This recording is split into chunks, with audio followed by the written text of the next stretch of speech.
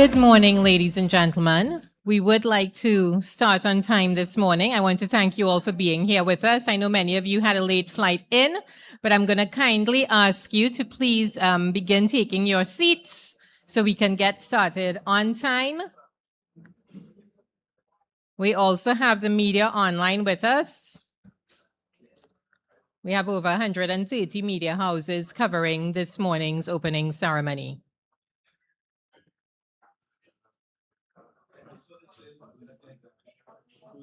Thank you. We hope to start in just under 10 minutes.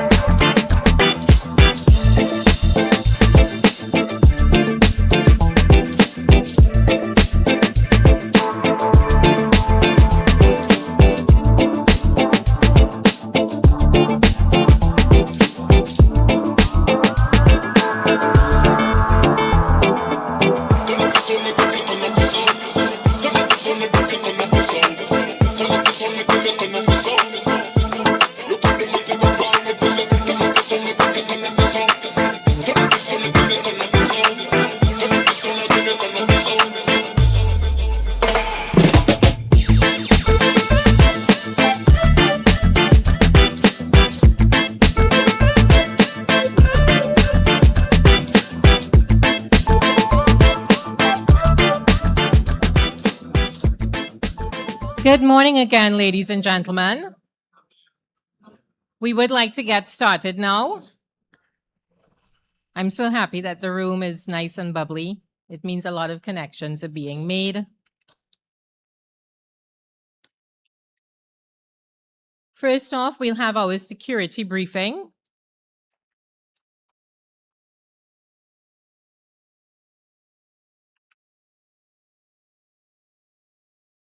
And the representative at Hilton, please come forward to give the security briefing.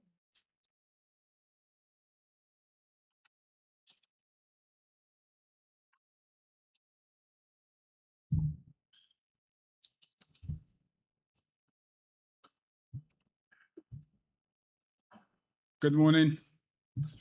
Welcome to Hilton Barbados Resort.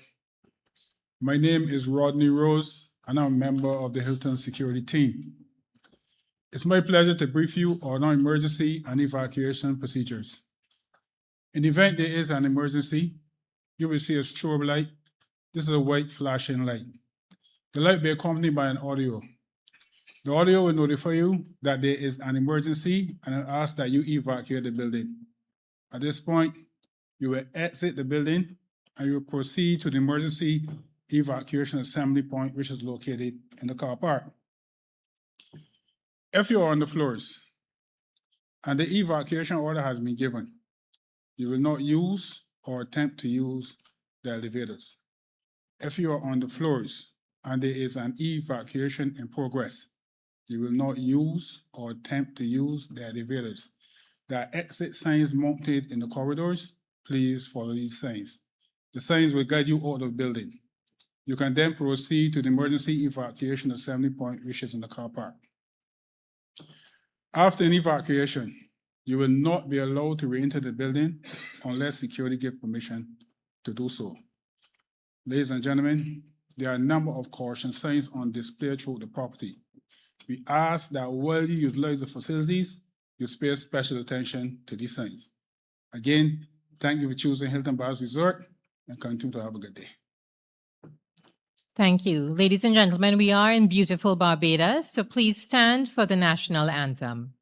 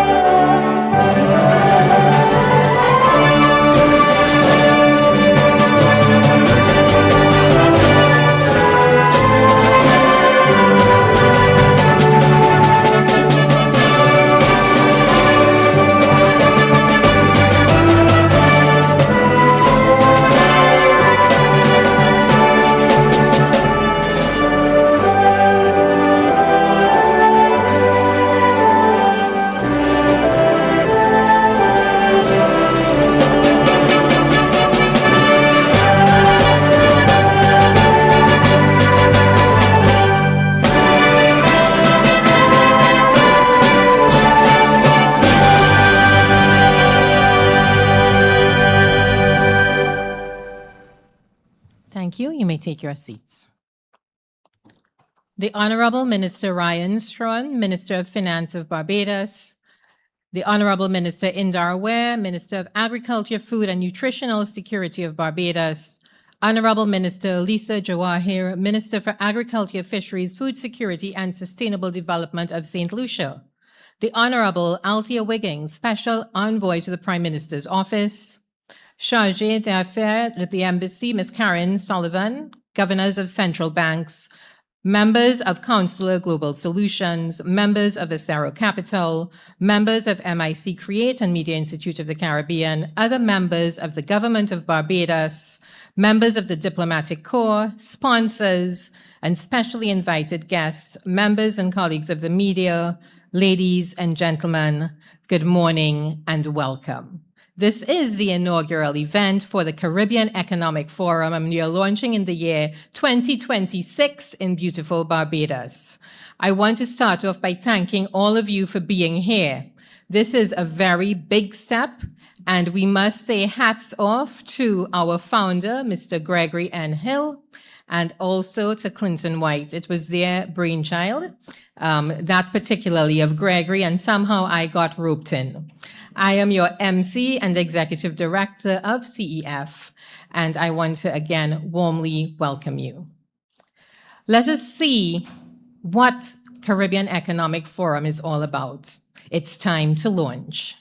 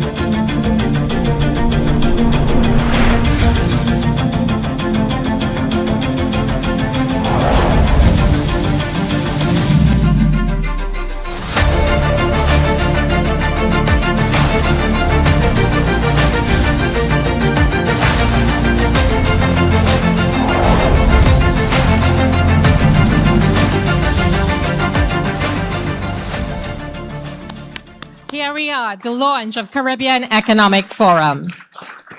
I'm making my play that in the next iteration of this event, we include the orange economy. I've had that discussion with Greg and Clinton, and you all will hear more about that as we go along. But let us start by giving way to Mr. Clinton White, founder of Consular Global Solutions and co-convener of CEF, to deliver welcome remarks. Clinton?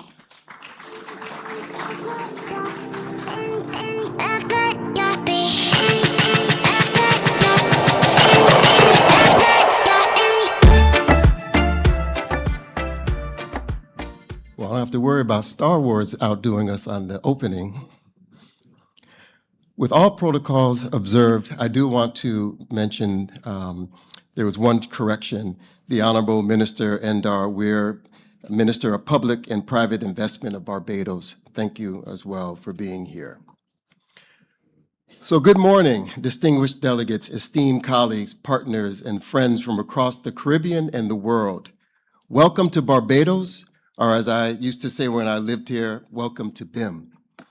Where the sea is warm, the people are warmer, and the food is so good that some of you may leave this forum remembering a perfectly roasted breadfruit or a Trinidadian doubles more vividly than the deals being made this week.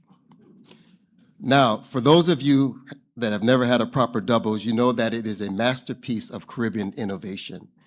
That, my friends, it's an entrepreneurship, that it's a value addition, that is regional integration. And speaking of generations and time, let's be honest, how many people are here from New York or represent New York? Just raise your hand real quick. So we know that the New York Knicks just won the first NBA championship in more than a half a century. Must be a fan group on that side. But they're here today while the parade is going on in New York. That must tell us something about how important it is to talk about economic policy and dedication. And for all those football fans, I won't ask you to raise your hand because everybody will be raising their hand. The other football, the FIFA 2026, is captivating the world with every goal, every dramatic save, and every theatrical dive. Yet, you choose to be here, and we appreciate that. Or perhaps you check the schedule and realize there was a break in the action. But either way, we are very grateful. But in all seriousness, your presence here speaks to something profound. The most consequential games are not always played on courts or pitches. They are played around tables like this one, where ideas are exchanged, partnerships are formed, and investments for the future of the nations are shaped. Barbados understands that well as the rest of the Caribbean. I also got to witness it firsthand when I lived here and covered the Caribbean with USAID. This island of only 166 square miles in size, following independence in 1966, it transformed its economy from one heavily dependent on sugar into one driven by tourism, financial services, education, and increasingly innovation and sustainability. This, again, demonstrates that small states can achieve extraordinary outcomes. That same spirit is why we are gathered here today. In many ways, the seeds of the Caribbean Economic Forum were planted years ago. As we heard, Gregory Hill had this idea, and he achieved this, way before the Knicks achieved their NBA championship. We won't talk about how many years, but we are here today because of him. And we're also here because of what he stands for. Because in 2020, I met him in Trinidad and Tobago, and we came together around a simple but important question. How do we mobilize and leverage more private capital into the Caribbean? We recognized that while development assistance remains important, aid alone would never be sufficient to address the scale of Caribbean's opportunities and challenges. The region needed a new approach, one that could connect global capital, local entrepreneurship, and strategic investments to create sustainable economic growth. And Kieran talks about how she got roped into this. Well, let me tell you how she got roped into this. So around the same time, Kieran Maharaj, who is our executive director of the Caribbean Economic Forum, she and I forged a partnership between USAID and Trinidad and Tobago, and you can also blame Shante Moore, who was the charge at the time there, where we brought USAID and the Trinidad and Tobago Chamber of Industry and Commerce to engage the private sector more effectively on issues of trade and investment. One premise was simple. Governments cannot transform economies alone. It also takes the private sector to be a partner in that development. And so together we created new platforms for dialogue, identified investment opportunities, and strengthened relationships among businesses, governments, and development institutions. Those initiatives proved successful because they were built upon a foundation of shared values. The ingredients, which includes trust, collaboration, innovation, and an unwavering belief in the potential of the Caribbean. Those efforts laid the groundwork for our reunion today, here, under the banner of the Caribbean Economic Forum. What binds us together is not merely professional collaboration. It is a shared conviction that the Caribbean's future can, should, and will be defined by economic resilience, investment, and opportunity. Throughout my years with USAID, I witnessed these principles firsthand. As the USAID Eastern and Southern Caribbean mission, we supported initiatives designed to strengthen trade competitiveness, increase the participation of small and medium-sized enterprises in regional and international markets and build partnerships that mobilize private investment and expanded economic opportunities. And I'm also glad that Derwin, who helped this particular program, is here today from Guyana. Aid can catalyze change, but investment sustains it. Grants can build capacity, but private capital builds industries, creates jobs, and transforms economies. Today, international evidence confirms what many of us have believed for years. The latest OECD, or Organization for Economic Cooperation and Development report, entitled The Caribbean Development Dynamics 2026, concludes that the Caribbean stands at a pivotal moment. To realize its development ambitions, the region must significantly increase both the scale and quality of investment. Remarkably, nearly 80% of investment in the Caribbean already comes from the private sector. The challenge before us is not whether private capital matters, it already does. The challenge is how we better mobilize, direct, and leverage the capital toward transformative sectors. But these are not, and the report identifies the various sectors represented in this forum: renewable energy, sustainable tourism, the blue economy, sustainable agriculture and food systems, the creative economy, digital transformation, and artificial intelligence. These are not simply sectors. These are the foundations of the Caribbean economy. This is why the Caribbean Economic Forum matters. We are not gathered here simply to discuss challenges. We are here to build upon an existing investment architecture for the Caribbean, an architecture that aligns capital with resilience, an architecture that links trade with investment, an architecture that transforms comparative advantages into competitive advantages. I saw it already being done, as I mentioned, in the programs that we were doing and helping to transform young entrepreneurs and women-led agro-processors in Guyana, transforming breadfruit, cassava, spices, and fruits into export-ready products. Because ultimately, this forum is not about us. It is about the next generation. It is about creating economies where our young people no longer feel compelled to leave their islands in search of opportunity. It is about ensuring that a young entrepreneur in Bridgetown can access the capital necessary to build a business, that a software developer in the Port of Spain can create an AI-enabled company that serves global markets, and minister that a farmer in Castries can become a part of a regional food value chain, that a student in Guyana can imagine a future of prosperity right here in the Caribbean. The choices we make in this room will help determine whether the next generation inherits a region defined by vulnerability or one defined by resilience, innovation, and shared prosperity. We created world-class music from steel pans and drums. We built thriving societies on small islands. We transformed simple ingredients into culinary treasures like roasted breadfruit and curry crab and dumplings. And now together we have the opportunity to transform our economic future. So whether you came here after celebrating the Knicks championship, slipped away during a FIFA match, or simply followed the aroma of Caribbean cuisine, we are grateful that you are here. Because the decisions made around these tables this week matter far more than anything decided on a scoreboard. They will shape the future of our region and the opportunities available to generations yet to come. And yes, there will be time for cricket later. Thank you.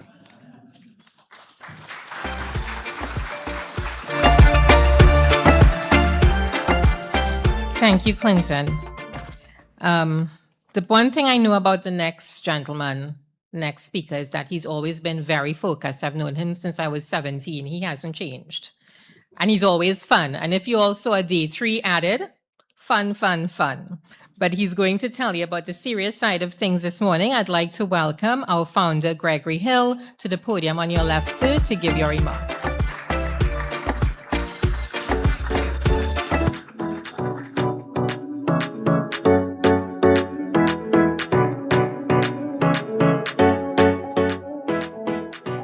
Good morning, everyone.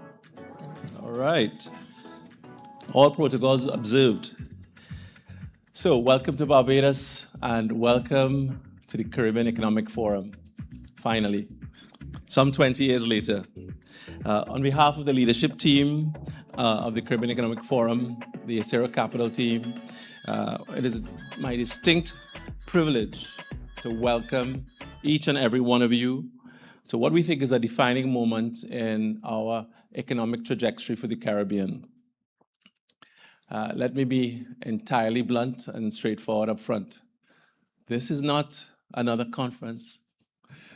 You're here to work. You're here to collaborate. We're not here simply to discuss potential development. We are here to finance it. So bring out your checkbooks. For far too long, the global community has misread the Caribbean as a series of isolated islands, fragmented market. We disagree. We strongly disagree. The Caribbean is one of the most strategic investment frontiers.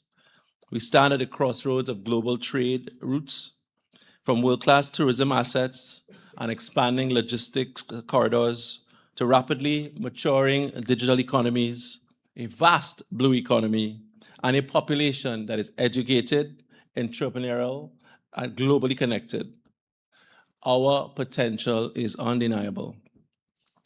The challenge facing the Caribbean has never been a shortage of opportunities. The challenge has always been capital moving at the speed of the opportunities. And there's never been a more opportune time for us to gather today to close that gap. Around the world, capital is searching for resilient growth opportunities. Supply chains are being reconfigured. Energy systems are being transformed. Climate finance is accelerating. New AI technologies are reshaping industries at unprecedented speed. The question is not whether capital will move. The question is whether the Caribbean will position itself to attract and deploy, finally, capital at scale. This is precisely why we created the Caribbean Economic Forum.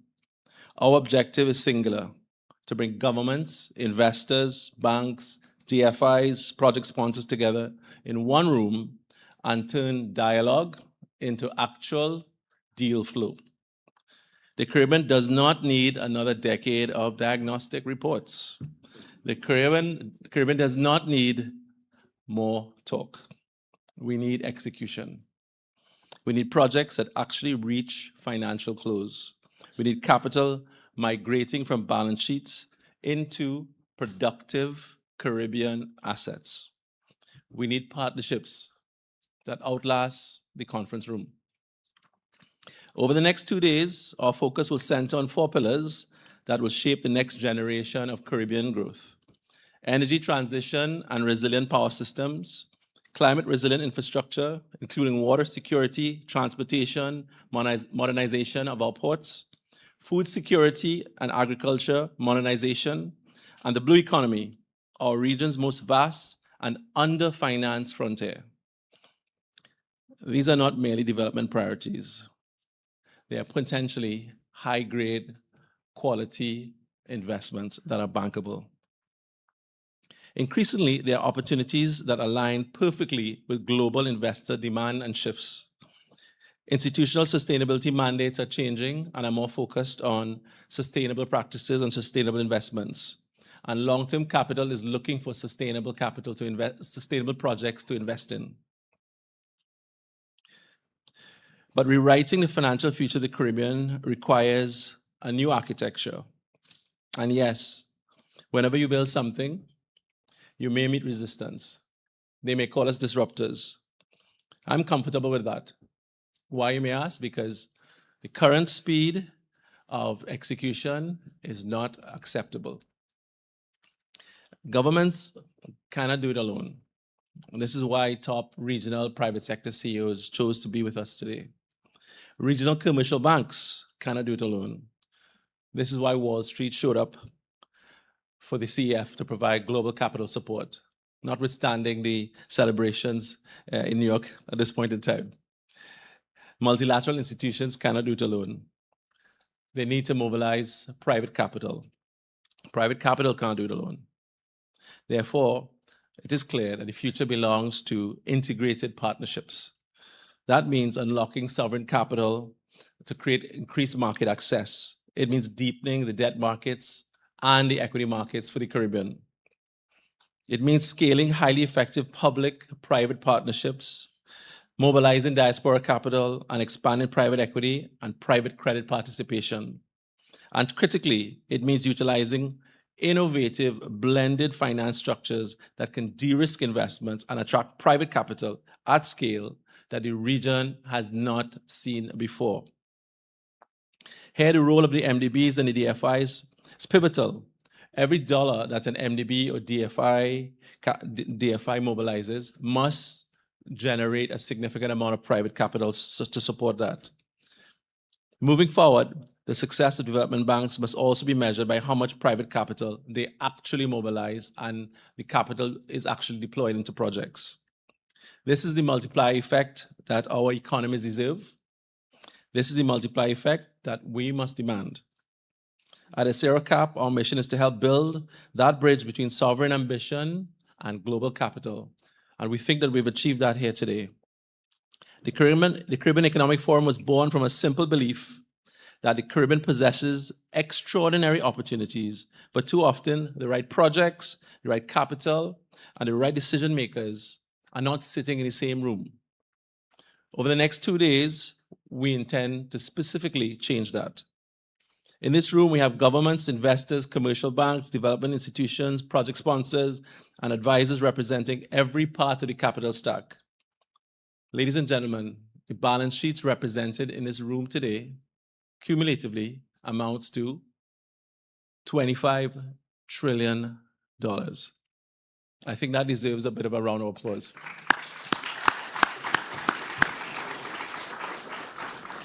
And we plan to unlock some of that over the next 2 days.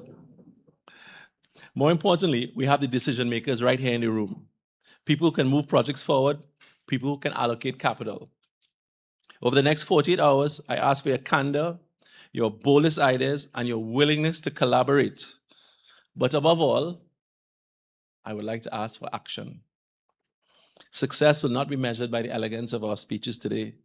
Success will only be measured by the mandates that we signed, the partnerships that are formalized, the projects that get funded, the businesses expanded, and the jobs created, and the lives of the Caribbean people that are permanently improved. Let us therefore approach the forum with urgency, optimism, and uncompromising purpose. And if we get this right, future generations will look back at this and say that the Caribbean stopped seeing itself as a collection of independent, isolated, fractured economies, but as a collective, investable asset class group. Together, let us connect, capitalize, and create. Once again, I welcome you to Barbados. I welcome you to the Caribbean Economic Forum, and I welcome you to what I hope you will adopt as the Carnival of Capital. Because over the next few days, ideas will meet investment, ambition will meet execution, and opportunity will finally meet capital. Ladies and gentlemen, thank you for being here today. Good morning. Thank you.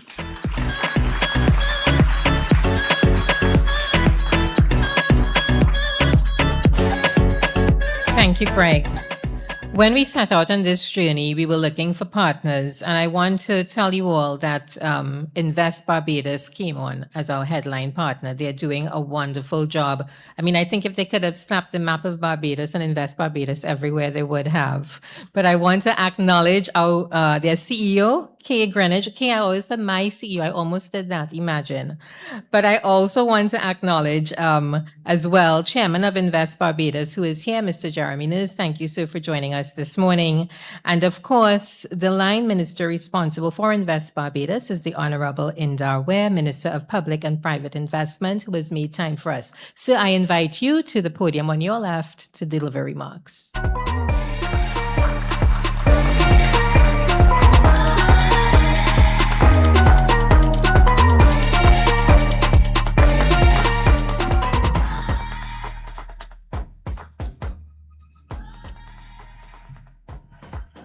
The Honorable Ryan Strawn, Minister of Finance of Barbados, the Honorable Lisa Jawahir, Minister of Agriculture, Fisheries, Food Security, and Sustainable Development of St. Lucia, Ms. Kay Grinnell, CEO of Invest Barbados, Chargé d'Affaires of the U.S. Embassy, Mrs. Karen Sullivan, governors of the central banks, members of Council of Global Solutions, other distinguished ladies and gentlemen, members of the media, a very good morning to all of you.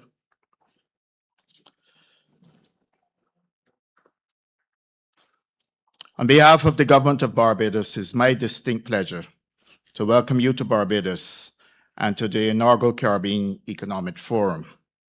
We are proud to host what we believe will become a premier platform for connecting global capital with Caribbean opportunity. I would also like to thank the organizers for selecting Barbados as the host destination for the first staging of this forum. We are honored by that decision, and quite frankly, I believe there could not be a better time for this engagement. Let me explain why. When many people think of Barbados, they think of sun, sea, and sand. These are the assets that are immediately visible and have become synonymous with our island across the globe. However, over the past 6 decades, Barbados has developed another product, one that is less visible, yet equally valuable. We have built an ecosystem founded upon stability, sound governance, education, innovation, and trust.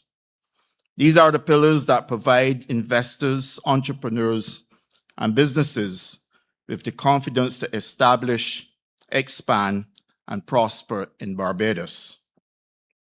This year, Barbados celebrates the 60th anniversary of independence. One of our greatest achievements during these 6 decades has been the creation of a resilient and internationally respected environment for business and investment. The timing of this forum is particularly significant because recent geopolitical tensions, economic fragmentation, and global disruptions have caused investors and business leaders around the world to ask increasingly important questions. Where can we find stability? Where can we find security? Which jurisdictions can provide certainty in an increasingly uncertain world? These are questions Barbados has been answering for decades. Our nation has long been recognized for its strong institutions, policy consistency, adherence to the rule of law, and responsible governance. These fundamentals have investors the confidence to make long-term decisions and provide businesses with an environment in which they can plan, forecast, innovate, and grow. What has become increasingly clear to the government of Barbados and our international partners is that our size is not a limitation. Rather, it is a strategic advantage. As a small island developing state, Barbados possesses the agility to adopt a whole-of-government approach to emerging challenges and opportunities. We can adapt quickly to global developments while maintaining our commitment to supporting the international business and investment community. During the COVID-19 pandemic, while much of the world was shutting down, Barbados was finding innovative ways to remain open. We recognize that people's understanding of work, mobility, safety, quality of life had fundamentally shifted because of a global shock.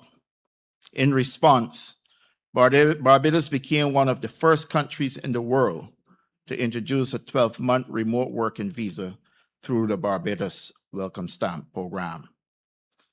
Even in the midst of unprecedented uncertainty, we understood that people and business still required opportunity, connectivity, and certainty. We responded accordingly. Today, we continue to reap the benefits of that foresight. Global uncertainty has reinforced something that Barbados has long understood. Safety, stability, predictability are among the most valuable assets a country can offer. Barbados offers all three. Indeed, Barbados has recently been recognized as the fastest travel destination in the Americas and the Caribbean for 2026. In today's world, safety is no longer simply a quality of life consideration. It has become a significant economic advantage. Investors, entrepreneurs, professionals, and families are increasingly seeking jurisdictions where they can live, work, and invest with confidence. That confidence is reflected in what is taking place across our economy. Barbados is currently experiencing one of the most significant periods of tourism investment in its history.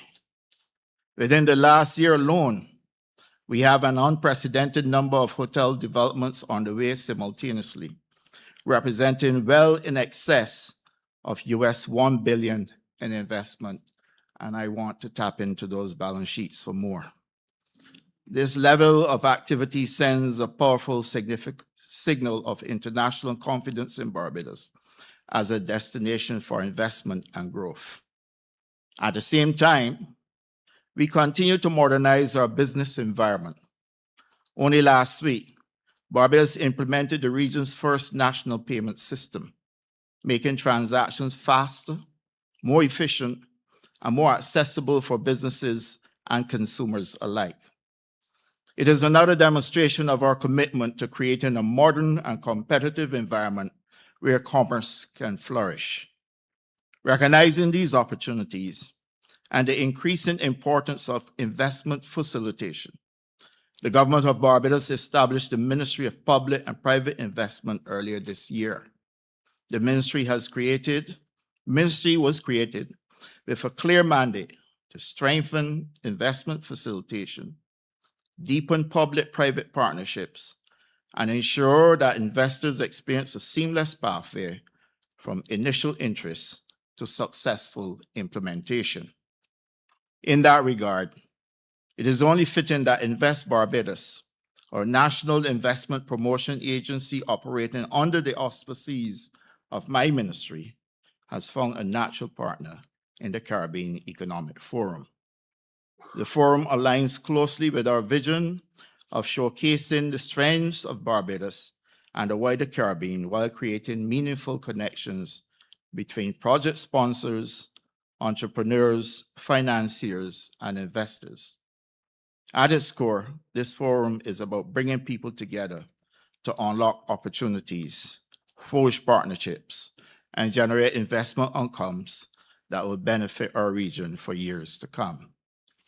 The Caribbean stands at a pivotal moment in its development. Across our region, there are opportunities in renewable energy, sustainable tourism, climate resilience, logistics, agriculture, technology, digital services, infrastructure, and of course, the blue economy. The capital, expertise, and partnerships represented in this room have the potential to accelerate that transformation. Over the next 2 days, I encourage you to engage fully, explore new possibilities, ask questions, build relationships, and discover the opportunities that exist not only in Barbados, but throughout the Caribbean.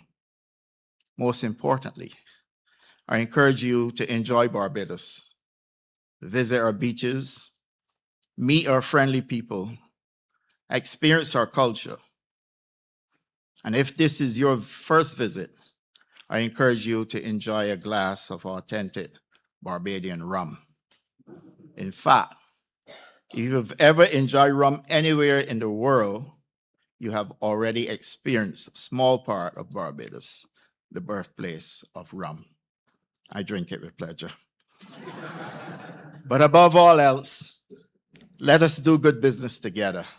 And again, I thank you, and I want to welcome all of you to Barbados. Please make sure we capitalize on those balance sheets. Thank you.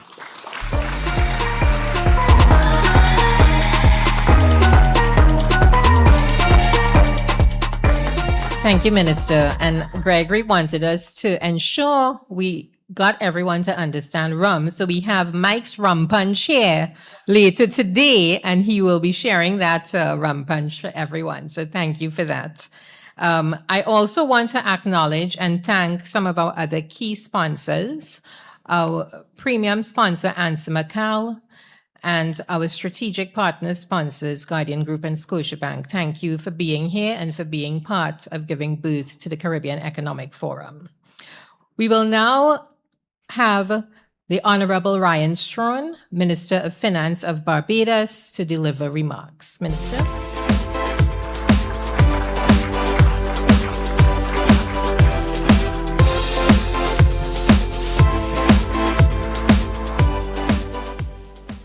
Good morning, everybody. Good morning. Let me first acknowledge my colleague, Minister Weir, for clearly setting the scene in relation to what we are doing here in Barbados. We've done a lot. There's a lot more to be done. And I think you will get a sense from your deliberations over the next 2 days why we in the Caribbean are deserving of your interest and investment. Let me also recognize Honorable Lisa Jawahir, Minister of Agriculture, Fisheries, Food Security, and Sustainable Development for St. Lucia. All other protocol established. I'm conscious of the time and we have another commitment. But let me first of all say that I'm really happy to be here this morning.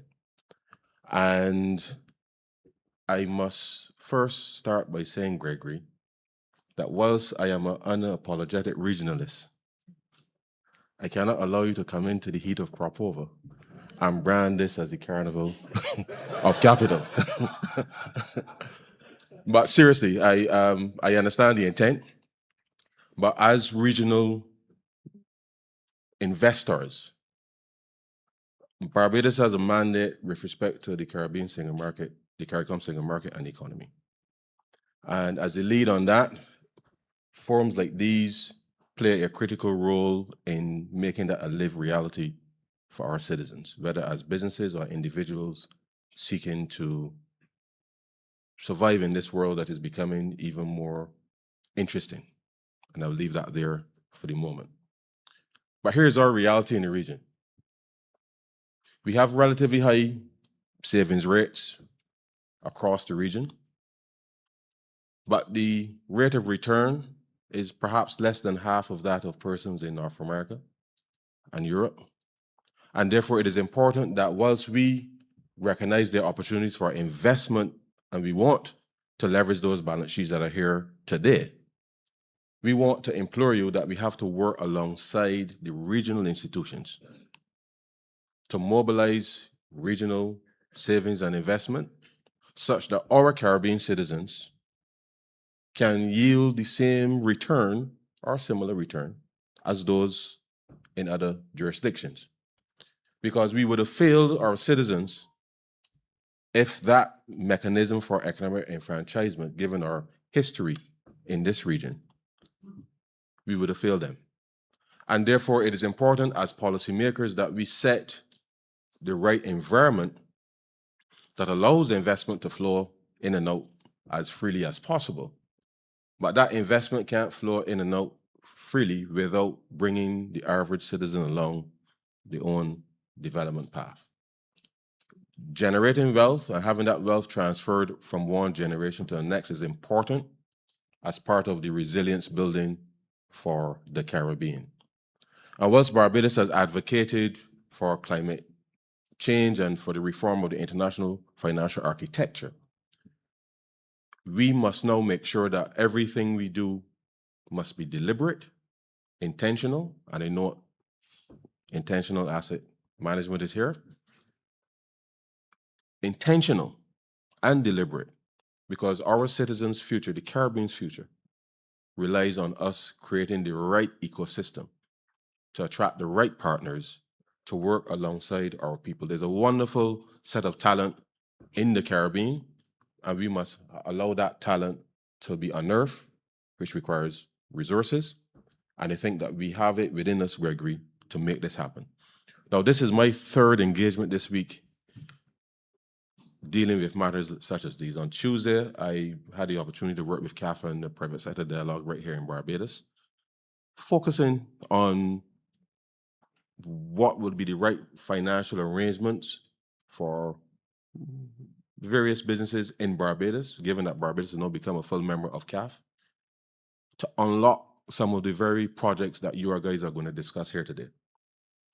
Yesterday, right here in this very room, I was here for the Caribbean Climate Smart Accelerator, focusing specifically on climate intervention and projects that will help transform the lives of not just Barbadians, but Caribbean citizens. And I must say that my colleague has invited you to consume some of our rum. The reality is that we have a wonderful innovation and a company here in Barbados, Rum and Sargassum. And its intent is to ensure that as we seek to build our exports to $1 billion of rum by 2030, that the waste water from that rum is then converted into biofuel to help us deal with the geopolitical shocks that we're now dealing with, because every time there's a spike in oil prices, that means a balance of payments potential issue, not just for Barbados, but for the region. And therefore, our resilience building must see us attract investment. So investors in this room, working with our rum industry, working with our agriculture industries across the Barbados and the region to achieve scale such that the Caribbean can deliver sustainable returns for our people, but then real opportunities for those savings that our people have in the banks earning very little, having those savings deployed to be able to help them provide for their families and to make our economies stronger and much more resilient. And therefore, I know that we have it within us to financially engineer any solution. And I see the Caribbean Economic Forum is not a talk shop. And I'm conscious of the time I'm going to wrap up soon. It is not a talk shop. It is about us having a firm commitment to solving problems on behalf of Caribbean people. I see the partners that are here in this room, and I see very strong commitment, not just from our governments, but I think from our private sector, to be able to make the changes that are necessary in order to have capital come into the region with confidence, partner and mobilize with our regional pension funds, our regional social security systems, the average depositor, to ensure then that they understand what is in it for them in order to make these significant changes. Now, all of this is only possible, really, if governments are fiscally responsible and creating the right type of economic environment as well as regulatory environment that allows for these solutions to take root. These last 8 years, we've been able to bring our debt down from 178% of GDP to 93.3% at the end of March. Now, had it not for COVID, it would have been 84%. But the reality is that we live in a world that is quite dynamic.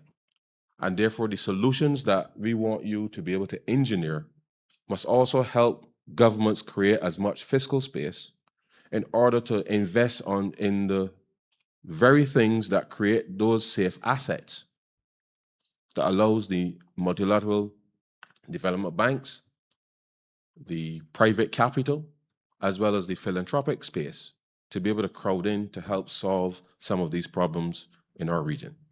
And I want to say to you that I want to challenge you all here today, because the region is paying an extraordinary amount of money in reinsurance premium relative to the actual value of claims that are made every year on average.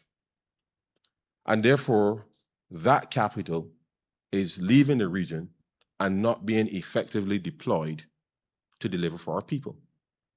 Nothing wrong with the insurance industry, but as you would appreciate, if properties in Florida are being taken out of the pool, it means less properties in the mix, and insurance only works one way. when you have numbers to share the risk. If properties in California are being taken out of the pool, there's an even larger proportion being taken out of the mix. And therefore, whilst there are some who do not acknowledge that climate change is real, we in the region feel it because we are on the front line of it, but we also feel it on the balance sheet side because the insurance premium keeps going up year after year because the pool is getting smaller. And therefore, we must be able to solve this problem, Gregory, with the insurers.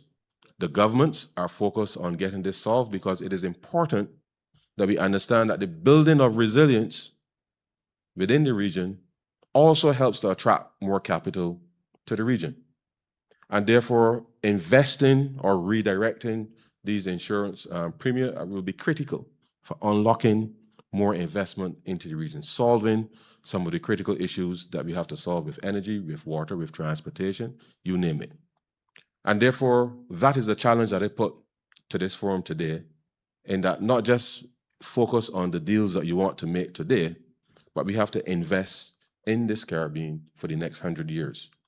And therefore, if we're going to be successful in creating a region that is just as prosperous as any part of the world and stable as any part of the world, it takes us, the governments, being serious about and committed to the reforms that are critical as government, whilst focusing on ensuring that the private sector, our domestic and regional private sector, working alongside our colleagues from outside of the region, that we understand the very clear mission is to help to enfranchise and empower the ordinary Caribbean citizen.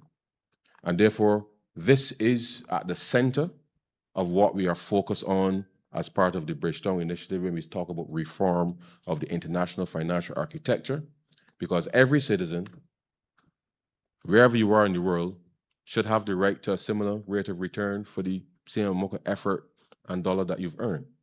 And therefore, if we are going to be equitable and intentional with respect to what we do, then the region, working collaboratively with the Caribbean Economic Forum and the stakeholders here, I see us being able to solve some of these problems faster.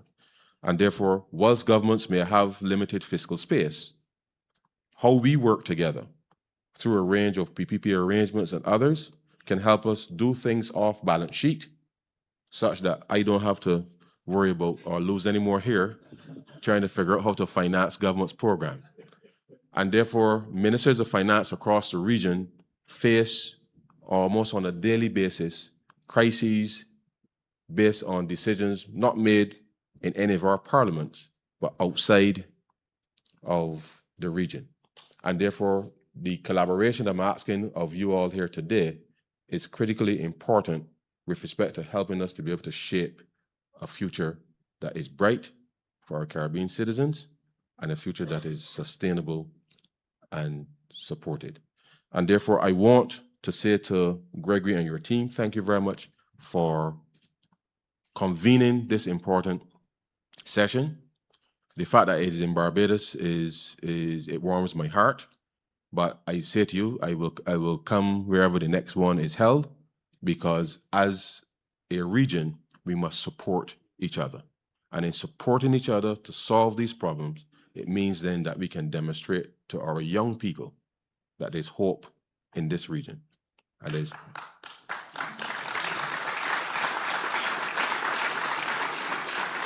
So, ladies and gentlemen, the government of Barbados is a strong and willing partner in this effort. And therefore, I want all of you to sharpen your pencils. Yeah, sharpen your pencils, Apple pencils, styluses, whatever you have, sharpen your pencils, and let's get these deals done for the benefit of our people and the benefit of the region. Thank you very much.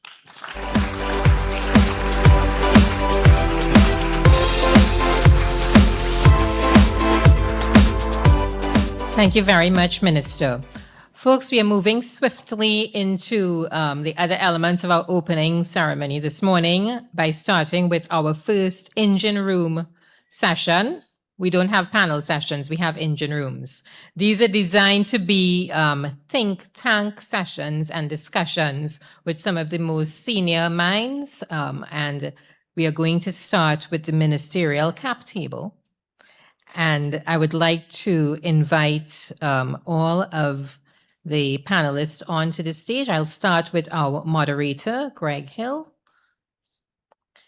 And then Honorable Minister Ryan Strawn. Honorable Minister Lisa Jawahi. We also have Mr. Ellie Muslin, Principal Officer of Blended Finance at IDB Invest. Mr. Graham Stock, Managing Director at RBC Blue Bay Asset Management. And online, joining us, we have the Ambassador and Permanent Representative of the Republic of Panama to the OAS, Her Excellency Ana Irene Delgado, and she will be joining us via Zoom. We are missing one person.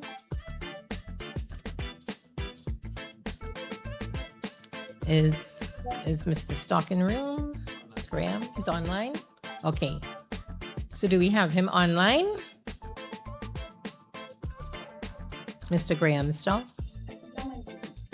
Okay, de aquí voy al dentista. And as we bring our panelists up online, just a reminder to everyone that we do have our sponsors lounge located in Needham's Yo me lo Ballroom veía 3. muy full y We me lo quería encourage you to bajar. go there Luego to así see lo ves what they are bonito, doing. rápido.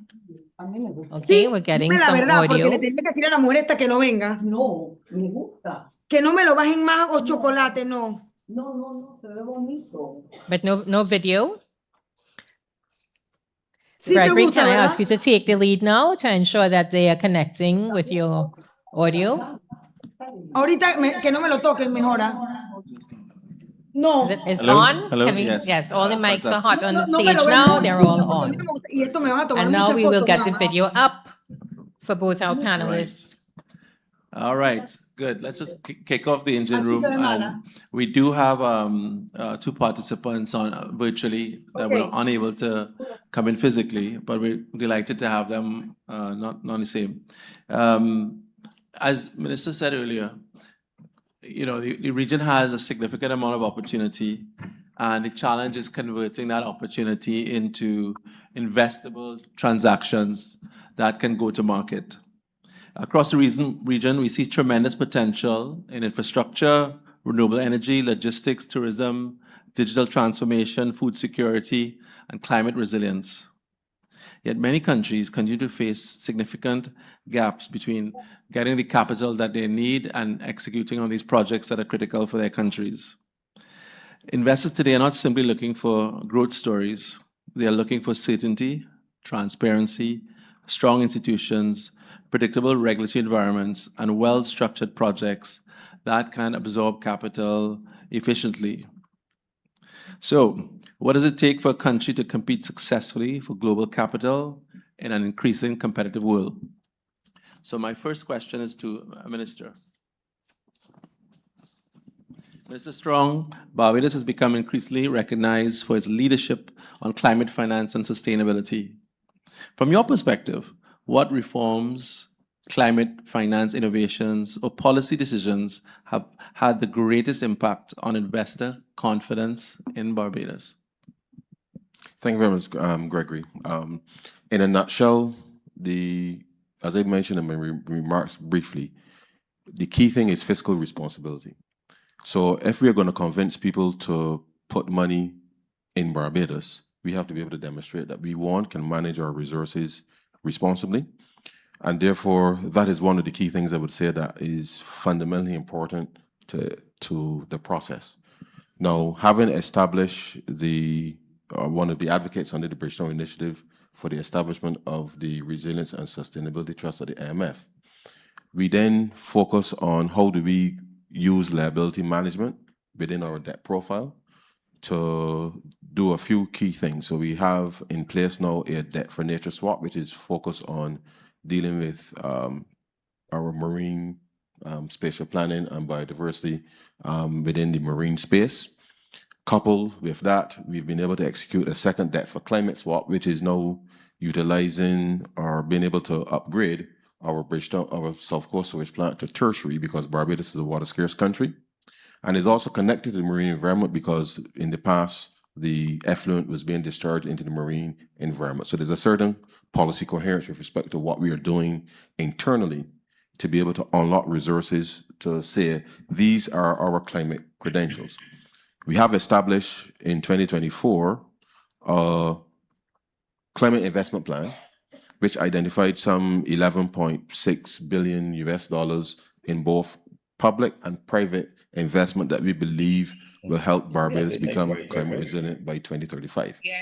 And so I think the credibility, the credibility is important, and therefore we've done a whole set of legislative reform to be able to underpin and support what we are doing. And as we work through the development of those projects, have been costed, matching them with the financing, then I'm confident that forward like these will help us to be able to advance and mobilize private sector resources to help the country and the region to move ahead. Now, one of the things I will say very quickly before I stop is that Barbados has been the chair of the V20 for the past 2 years. And we have been able to, through that process, been working with a number of funding agencies bilaterally to put in place a mechanism which will be announced next week in Vienna as to how countries like Barbados, vulnerable countries like we are in the region, can have access to concessional financing, focus on health, education, and water, because these are the three things that the region needs to ensure that it gets right if the other investments are to really take root. And therefore, we've been working on our own internal mechanisms, but also working with countries across the world who have of like mind to ensure that we achieve scale. And scale is the thing that is going to be the biggest, going to have the biggest impact on the region, because any order for anything in Barbados is too small. And therefore, we must work collaboratively across the region. And therefore, that is part of how we see any reform or interventionist effort being successful. And therefore, if we don't change our mindsets around how we procure, when we procure, and from whom we procure, in partnership with our brothers and sisters across the region, then we will not be able to advance as quickly as we believe that we should. So a myriad of reforms that are critical to attracting investment, but I think key is once government has its house in order, the private sector is confident to invest. And the minister mentioned, he didn't say that there are 9 hotels that we're building over the last 18 months, which is the first time in the history of Barbados we've had 9 major investments like that. That level of confidence was not there 8 years ago, but that is as a result of not just the fiscal reforms, but the method of consultation and engagement that we've had with the private sector, locally, regionally, and internationally. I'll stop there. Thank you very much, Minister. Clearly, action speaks louder than words. By having such significant investment coming into Barbados, clearly the policies are taking effect. I turn now to Minister Lisa Jawahir of St. Lucia. Minister, food security and sustainable development have become increasingly important investment themes. How can countries like St. Lucia transform these priorities into investable opportunities for private capital, especially on the equity side? Thank you so much. Pleasant good morning to everyone. Let me first begin by acknowledging Minister Strong, Minister Ware, and the Minister in the Office of the Prime Minister, Honorable Chandali Harksing, in the Office of the Prime Minister of St. Lucia, Mr. White, and Gregory. Thank you so much. St. Lucia is really happy to be part of this discussion. The bottom line for government is to ensure we achieve social impact, to ensure that the welfare of our citizens is achieved through jobs and, of course, their social well-being. We understand what, on the contrary side, that can mean for an investor, de-risking, ensuring you have a stable environment. And we have been working very assiduously to ensure that St. Lucia creates that enabling environment for investors. Over the last term, we have been able to secure at least 2.16 billion in foreign direct investment, particularly geared towards our tourism sector, which represents about 65% of our GDP. St. Lucia, although 238 square miles, 185,000 people, we've been able to achieve a lot in regards to tourism. 17 times world leading honeymoon destination. We have the fastest woman in the world, Julian Alfred. We just won our gold and silver medal. We have World Heritage sites. We have the world's only drive-in volcano. We're the only country named after a woman. And so years of effort years of effort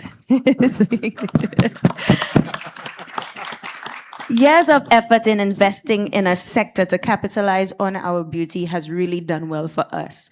But we are ready to take things to the next level and ensure that St. Lucia is recognized as a food systems investment hub.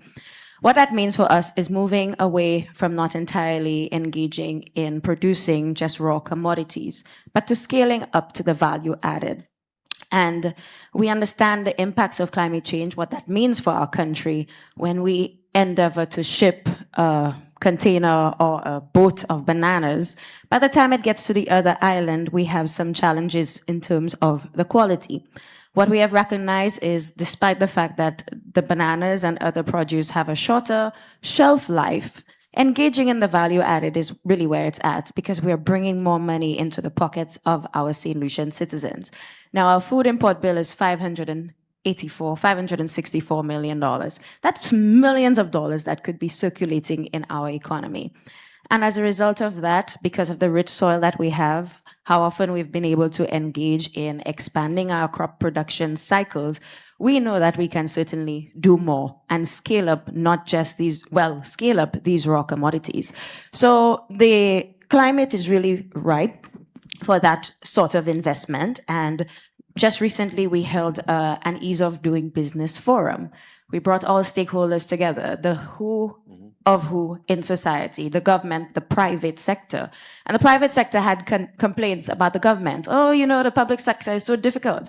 And government said, well, the private sector, sometimes our approvals take a little too long. And we thought it was so very important to bring everybody together so we can bridge those gaps and remove all that red tape. Because we, as Minister Strong said, we don't have time. Time is not on our side, and no one is really coming to save us. That is why we must pay particular attention and invest in our food systems to be able to scale up in St. Lucia. Minister, thank you for that. And I saw several investors taking notes when you started to talk about the $2 billion in investments. So well done. I now turn to Her Excellency Ambassador Ana Irene Delgado, who's joining us virtually this morning. Ambassador, the Panama Canal remains one of the world's most strategic infrastructure assets. How has Panama leveraged that advantage to attract investment across other sectors of the economy? Ambassador. Thank you very much for having me. All the best regards from Panama, where I am now. I would like to start by saying that Panama has delivered a 4.4 real GDP growth in 2025, well above the Latin American average of 2.4% and above every major international forecast. This was just not a growth story, it's a growth plus adjustment story, and definitely we grew faster while cutting our deficit nearly in half. Regarding your important question, Gregory, the Panama Canal, of course, has much more than a transportation route. It has the foundation of a broader national development strategy. Panama has recognized the value of the canal is not simply collecting transit tolls, but creates an entire ecosystem around connectivity, trade, and global commerce. You know that our economy, a lot of people think it's only the canal. Of course, through the canal, they transit 5% of the world's commerce.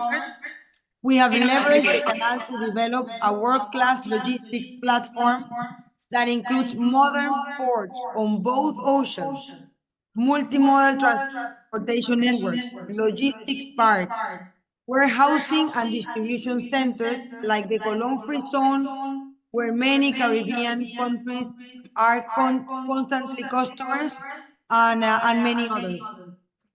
As I explained, the logistic ecosystem that attracts many multinational companies seeking for regional hubs from which we manage operations across Latin America and the Caribbean. Of course, the canal has also helped drive investment in sectors far beyond logistics. So I'm going to give you a few examples. In financial services, Panama has become an important regional banking and financial center because businesses value connectivity, international reach that the canal supports. In aviation, for example, the country's strategic location has enabled us for Panama to become a major air transportation hub linking the Americas through Copa Airlines. In manufacturing and nearshoring, investors increasingly view Panama as an ideal location for regional production and distribution. In technology and digital services, companies are investing in data, infrastructure, and innovation platforms that benefit Panama's position as a crossroads for global commerce. And finally, in tourism, enhanced connectivity has facilitated growth, cruise tourism, business travel, and sustainability tourism investments. Since we are talking to the Caribbean from Barbados, and also we have panelists from St. Lucia, there is also a broader regional opportunity. The canal serves as a gateway that strengthens trade flows, supply chains, and investment linkages through a Caribbean basin. We believe that there is tremendous potential to build stronger partnerships that leverage Panama and, of course, support the economic growth across the Caribbean. As you all know, we have a newly opened embassy in Barbados and in many other cities in the Caribbean, and that's how we value the connection and the diplomatic relation with every of our brothers and sisters in the Caribbean.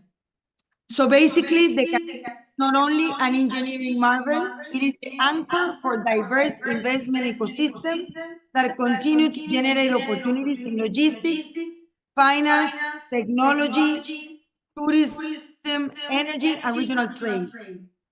It transformed Panama from a transit country to a platform for global investments and regional prosperity. And just to close up, Panama Canal is not only a simple waterway connecting two oceans. It is a platform connecting investors, like people in the audience, businesses to opportunities, and the Caribbean to a global economy. Thank you very much for that, Ambassador. And I have to say, I saw some of that on my last visit to Panama last month. Significant amount of investment taking place, and we do have several delegates here this morning from Panama. So thank you, Ambassador. I turn now to... Thank you. I turn now to Ellie Muslin from IDB Invest, Blended Finance. Ellie, from the perspectives of blended finance tools, what would you say are the most effective ones from IDB Invest that can create, mobilize, and unlock projects using private capital mobilization? Thank you, Greg. Good morning. I had comments, and they've already adjusted based on some of the remarks this morning. I would say I have some numbers that I'd like to go through, but first I would just like to comment that most of the money on the blended finance or concessional side globally, at least for this region, is climate focused. It has been climate focused, it continues to be climate focused. And so there is an opportunity here, I think, for the Caribbean to really lean in to the same themes that the minister was talking about a little earlier, about resilient investments, sustainable infrastructure, energy transition, food systems. Those are the themes that really speak to the providers of capital for these types of monies. And they reflect what we at IDB Invest have been able to do over the last couple of years. So now a couple of numbers. $1 billion, $300 million, $135 million, and $100 million. $1 billion is the size of the fund that we closed with Allianz a global asset manager at the just a few months ago for a global Paris-aligned credit fund for emerging markets. We get about 30% of that. We are the originator at IDB Invest for those assets in Latin America and the Caribbean. And so they support our program across the region, including in the Caribbean. $300 million is a somewhat similar fund at a smaller scale called Impact to Sustainable Infrastructure. They're also from outside the region, but they're focused singularly on infrastructure and sustainable infrastructure. In both those vehicles, we put in credit enhancement to support the introduction, support institutional investors to come into those funds so that we could bring that capital into the region. In Impacta specifically, we put in a tranche to ensure that they could bring in more capital into the region to specifically address the variety of sovereign credit ratings in the region, so that they can maintain an overall credit rating for their investors. $135 million is for Cygnus, so that's locally, and a local investment manager, and $100 million is our brand new and closed the Green Climate Fund, $100 million facility just for the Caribbean that we hope to invest across sectors in the Caribbean. Ellie, thank you very much for that. And we have Darrell White here from IDB as well in the audience, IDB Invest. IDB Invest has really stepped up in the region. We're seeing quite a number of transactions taking place now. So we look forward to seeing more blended finance solutions. I'm delighted to have Graham Stock on the call with us today from RBC Blue Bay Asset Management in London, a hedge fund that purchases and invests and trades in sovereign paper. Graham, thank you for being with us this morning. From your perspective as a global investor and allocator of capital, if you had $5 billion available to invest in the Caribbean today, what would you need to make it happen for you to be able to deploy that $5 billion in the region today? Thank you, Gregory. Thank you very much for inviting me to participate. Well, the good news is that we do have $5 billion available. We have $18 billion in assets under management in emerging markets overall. But the bad news is that for those 5 or even 18 billion, Caribbean issuers are in competition with all the other emerging markets. The bulk of those assets are benchmarked against indices like the JP Morgan MB Global for hard currency debt or the GBIEM index for local currency debt. And again, it's a competition. There's also a threshold to even join the competition. So for index inclusion, an issue needs to be $500 million. Now, there are a number of Caribbean countries that have issued bonds that are in those indices, but 500 million is too large for a small Caribbean island economy to sustainably include in its debt stack. But those that are in the index include Trinidad and Tobago, Jamaica, the Dominican Republic, a number of countries in Central America and on the northern coast of South America. So there's no barrier per se to capital flowing to countries in the Caribbean. But I would reiterate that it's a competition, it's a function of good policies and optimism about the future path, particularly of the fiscal accounts, but also, of course, of sustainability more broadly. Graham, thank you very much for that. When we look at sovereigns issuing paper into the international market, benchmark size, as you all know, $500 million is the typical minimum benchmark. Perhaps we should be looking at consolidating projects across the Caribbean to build scale in power, water, telecom. And on that basis, we should be able to get to the size required for the global investors to be able to participate. I want to thank each and every one of the panelists today. We will be carrying on further discussions during the rest of the panels today, as well as this afternoon, and of course in the corridors. But in the interest of time, we're bringing this particular panel to a close this morning. Please thank the two ministers for their participation, as well as IDB Invest, Graham, and Ambassador Anna.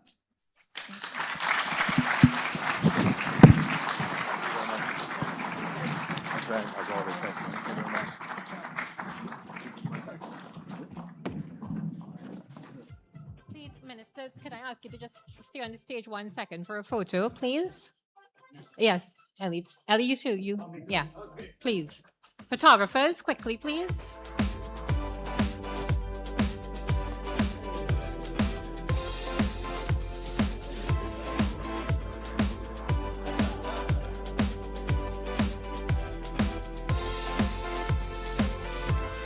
Okay. We have to ensure the media is happy. Thank you. Thank you, folks. Okay, we are moving into our next engine room session. The Governance Roundtable, Investable Resilience and Risk Mitigating Instruments for the Caribbean. Greg, you are also moderating this engine room session. And I would like to invite our panelists to the stage. Let me ask our moderator, who will take his seat. But online, we do have the Most Honorable Kevin Greenwich, Governor of Central Bank of Barbados. So we can bring him online, please. Dr. Gobin Ganga, Governor of Bank of Guyana. And Ms. Bexy Francina Jimenez Mota of MIGA, the World Bank Group. On stage with us, our moderator, Greg Hill. We also have Mr. Warwick Ward, CEO of Financial Services Commission of Barbados. I'd like to ask him to come to the stage, please. And we also have Larry Hawaii, Governor and Chairman, Central Bank of Trinidad and Tobago.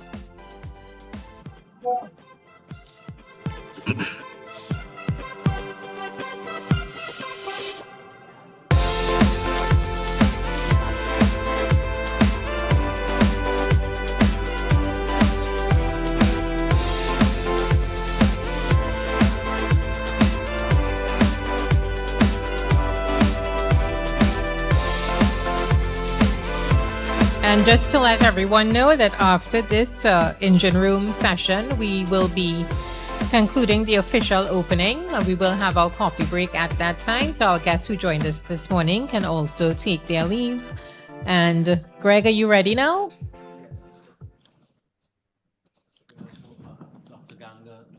Is Dr. Ganga online? Hi, Yes. Can we also have him, yes, please? I'm online. He has no video. He has only audio. He has some tech difficulty. Okay, so we are ready and we're off. Greg? Okay. Again, good morning again to everyone. And Hold on, the mic, I think your mic is off. Greg, could you look at the button? Make sure it's on. You have a green light.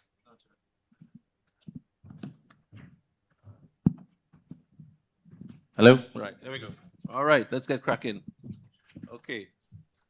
So, thank you very much, participants, for joining us on this delegation on governance, investable resilience, and risk mitigating instruments for the Caribbean. We're delighted to have 3 governors of the central bank on this particular panel, as well as the CEO of the Financial Services Commission from Barbados. Thank you very much for being here. We also have Bexy from MIGA, and I'll be moderating. In terms of the creating the environment for capital mobilization in the Caribbean, many investors are focused on transparency, legislation, rules of engagement to ensure capital flows move efficiently and without friction. This question is open to all participants. From a macro perspective, governors, can you outline from your perspective the current foreign direct investment landscape in your respective countries, focusing on the barriers that you may see that are affecting the flows from a regulatory standpoint? I'm opening the floor. Greg, could I start? Sure. Greg, Sure, can you hear me? Okay. As most people will know, Guyana boasts one of the most explosive foreign direct investment landscapes in the world.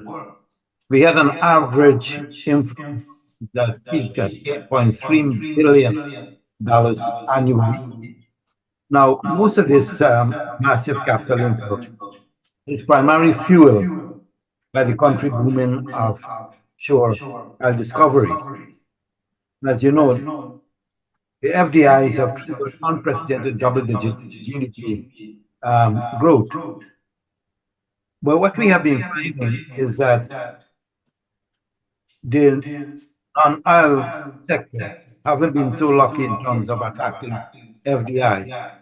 While we had inflows for infrastructure, the other sectors haven't been so blessed. For example, hospitality and tourism, business processing, outsourcing, agriculture, and some others.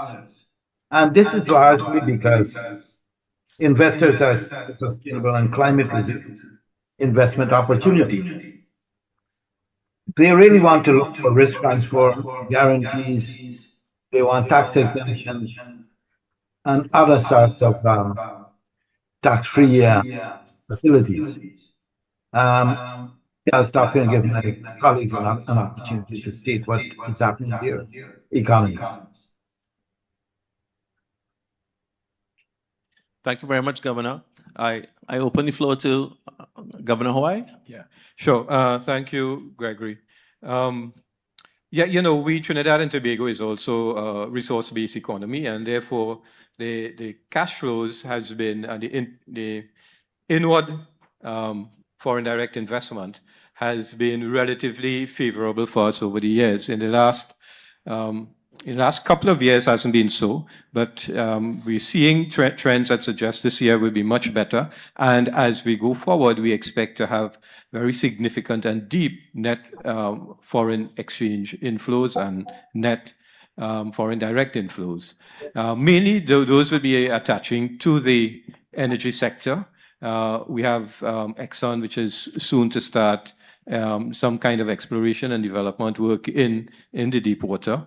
But in addition to that, we have a number of gas projects which are coming on stream between now and 2028. So we're going to see a lot of cash, foreign direct investment coming in from that sector. The problem for us is more the non-energy sector, because Trinidad and Tobago has focused on the energy sector. And this is why it's important for me to be here today, because I want to be able to get some of the investors who are here, IDB Invest, for example, and a number of the others who are here, to begin considering and working with us towards bringing some of direct flows into Trinidad and Tobago to help us to achieve our strategic goal of diversification.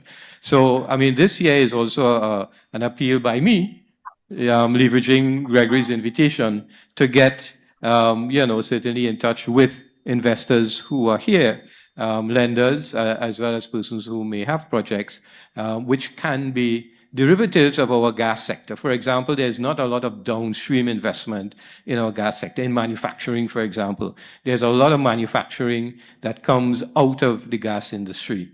A lot of things you wouldn't even think of that are derivatives of methanol or start with a methanol base and so on. So there are a number of projects which we would like to see started. We do have a number of suggestions and prospects for what we think we would like to do.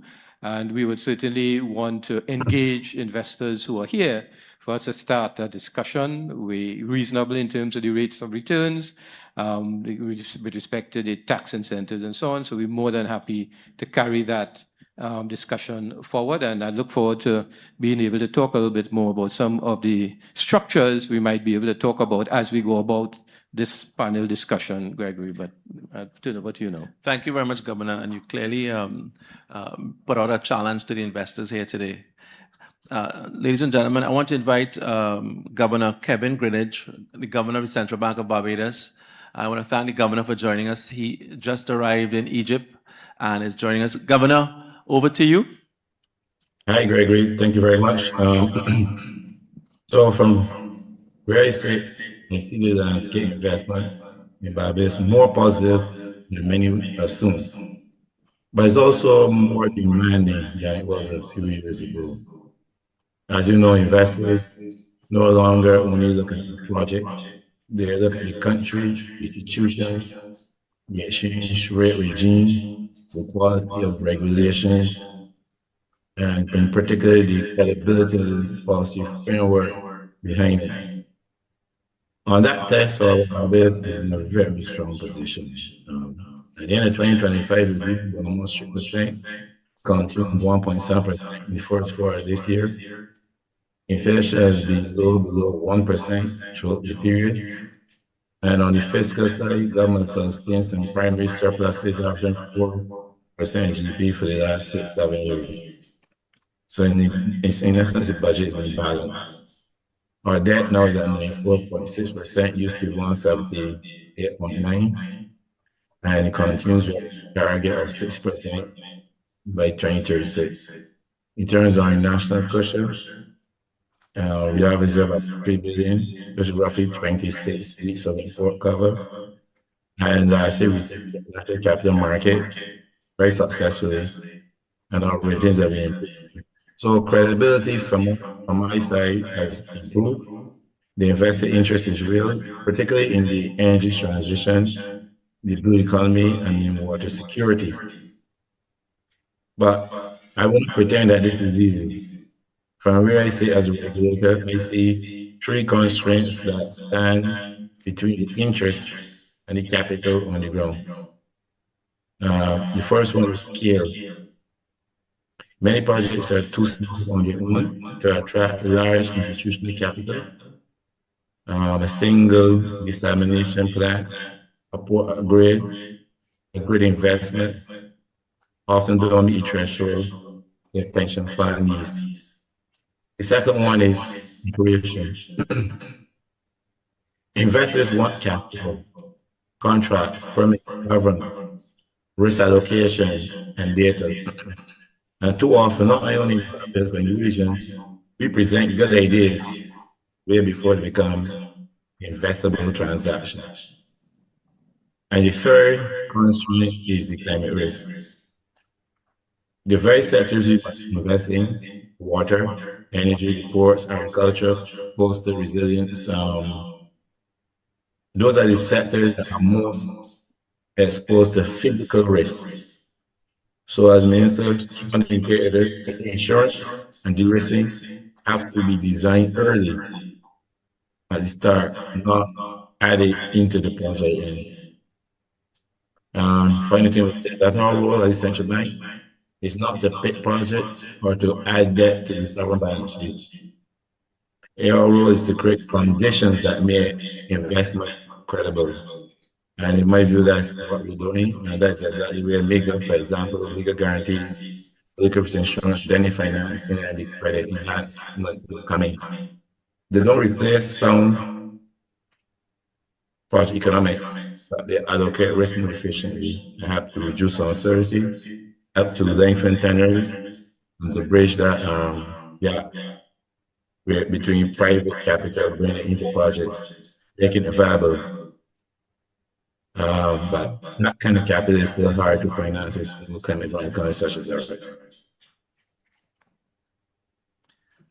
Thank you very much, Governor, for giving us that comprehensive feedback on the activity on the economic side for Barbados. I'd like to turn over to Warwick Ward, the CEO of the FSC in Barbados. Mr. Ward, Barbados is an important place to invest in the Caribbean with its own stock and securities markets. As Barbados seeks to position itself to increase FDI, what is the FSC doing to facilitate investment in Barbados? Thank you. Good morning, everybody. Thanks, Greg, for the question. I don't think it should really be a Barbados question because we're hearing a lot about scale. We're hearing a lot about having the size, but investors they want certainty, and in order to get the certainty, you need to have the base. You need to have the legislative certainty, and you need to have your apparatus working coherently. And so what we have been doing at the FSC, we have been looking at all of our pieces of legislation. We are revamping the legislation to make it more coherent, more that people can understand what they need to do. Investors are clear. The other thing, and the reason why we're updating it is because it's outdated. But what we're looking at in terms of the base for our securities legislation as well, we're looking at the CARICOM model law. One of the things that as an investor, and if you're talking about scale, you want to have, you throw out the idea of having multiple projects within the region being bulked up and packaged as a single transaction. But in order to do that, you need to have this level of coherence across the region. And so we have been looking at the CARICOM model law as the base for which we are able then to build and put our specific nuances. The other thing that you want to think about is the efficiency. How efficient are your organs within the country? I know we're doing a lot of work with our corporate registry, and you want to have more interagency coordination. So a lot speaks to the base, which is the legislation. It speaks to the efficiency, how quickly you're able to move from from the start to the finish. And that would help with the degree of certainty. With regards to the stock market now, we are recently starting to see a little bit more activity with the Barbados stock market. But should we be thinking again about whether or not we need one stock market or whether we need one regional stock market? Is that a conversation that we should be having now in order to get that degree of liquidity? Because it is with the liquidity that you're able to attract private equity and you're able to attract the venture capitalists because they want to see the ability to ramp off of their initial investment into an entity. So I would just pause there and come back later. Thank you very much for that, Warwick. And I think that we've had the conversation around unifying the stock markets in the Caribbean to create more depth and liquidity. So that's something we certainly have to keep on the agenda for CEF. I'd like to turn now to Bexy from MIGA. MIGA recently crossed a historic milestone of over $100 billion in cumulative guarantees, and is heavily focused on Latin America and the Caribbean. Bexy, how can your traditional World Bank Group guarantees be actively deployed to address the specific hurdles that the governors have just mentioned? Not only hurdles, to take advantage of the opportunities as well. Indeed. Thank you so much for the opportunity to participate here.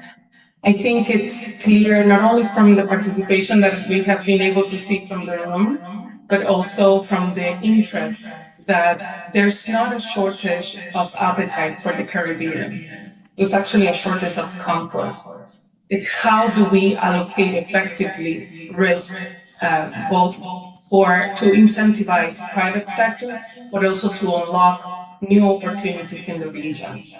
I think governors that have presented here are doing a phenomenal job in maintaining macroeconomic stability. But when private investors are looking into 15 years projects in climate resilient water or deep sea ports, they're also thinking about what are some of the regulatory risks that they're taking, how can they bring in other resources that are not only capital bound, but can be also led to increase the scope and scale of these projects. And that's where MIGA can partner, and that's where we can come in. MIGA can serve as a bridge between that capital that is outside, that has the appetite to come in, and de-risking them to meet the regulatory and the new projects that the authorities would like to propose. I think the constraints that have been highlighted already, investable transactions, physical risk, certainty, investors need certainty was also told during some of the intervention. The need to diversify to new sectors away from, for instance, non-energy sector, energy sector. Those are areas where MIGA can incentivize private investments by de-risking non-commercial risk or by providing credit enhancement guarantees that allowed for better financial terms, including longer tenors, reducing capital costs for governments. So in our case, for instance, we have been able to utilize what we call our non-commercial risk in the Caribbean to support foreign investors going to these countries for resilient investments. We have also been able to utilize our credit enhancement guarantees to allow governments to raise financing in the international markets at better conditions to be directed towards priority projects. That liaison, that partnership between these guarantees and the development priorities of the governments is where we see that sweet spot for innovation, for growth, and for securing a sustainable development in the region. So with that, Greg, I'll pass back to you, but I would be happy to continue discussing in more tangible examples of how we can come in and support partner with the countries in the region. Thank you very much for that, Bexy. And I'm certainly seeing the opportunity for sovereigns to use the MEGA guarantee to credit enhance PPP projects and off-balance sheet transactions. Even look at consolidated sovereign issuance with some sort of MEGA credit enhancement. So it's something we can talk about in the breakout rooms. Yeah. I want to turn back to Governor Greenidge. Governor, Barbados already leads on climate resilience and climate finance. What initiatives have worked well for you, and what could be done more to raise additional capital for Barbados?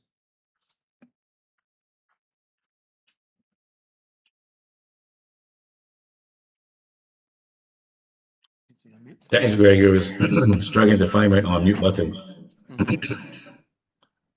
So in a nutshell, what has worked for us comes down to one idea: raising capital for climate without loading it onto the government's balance sheet.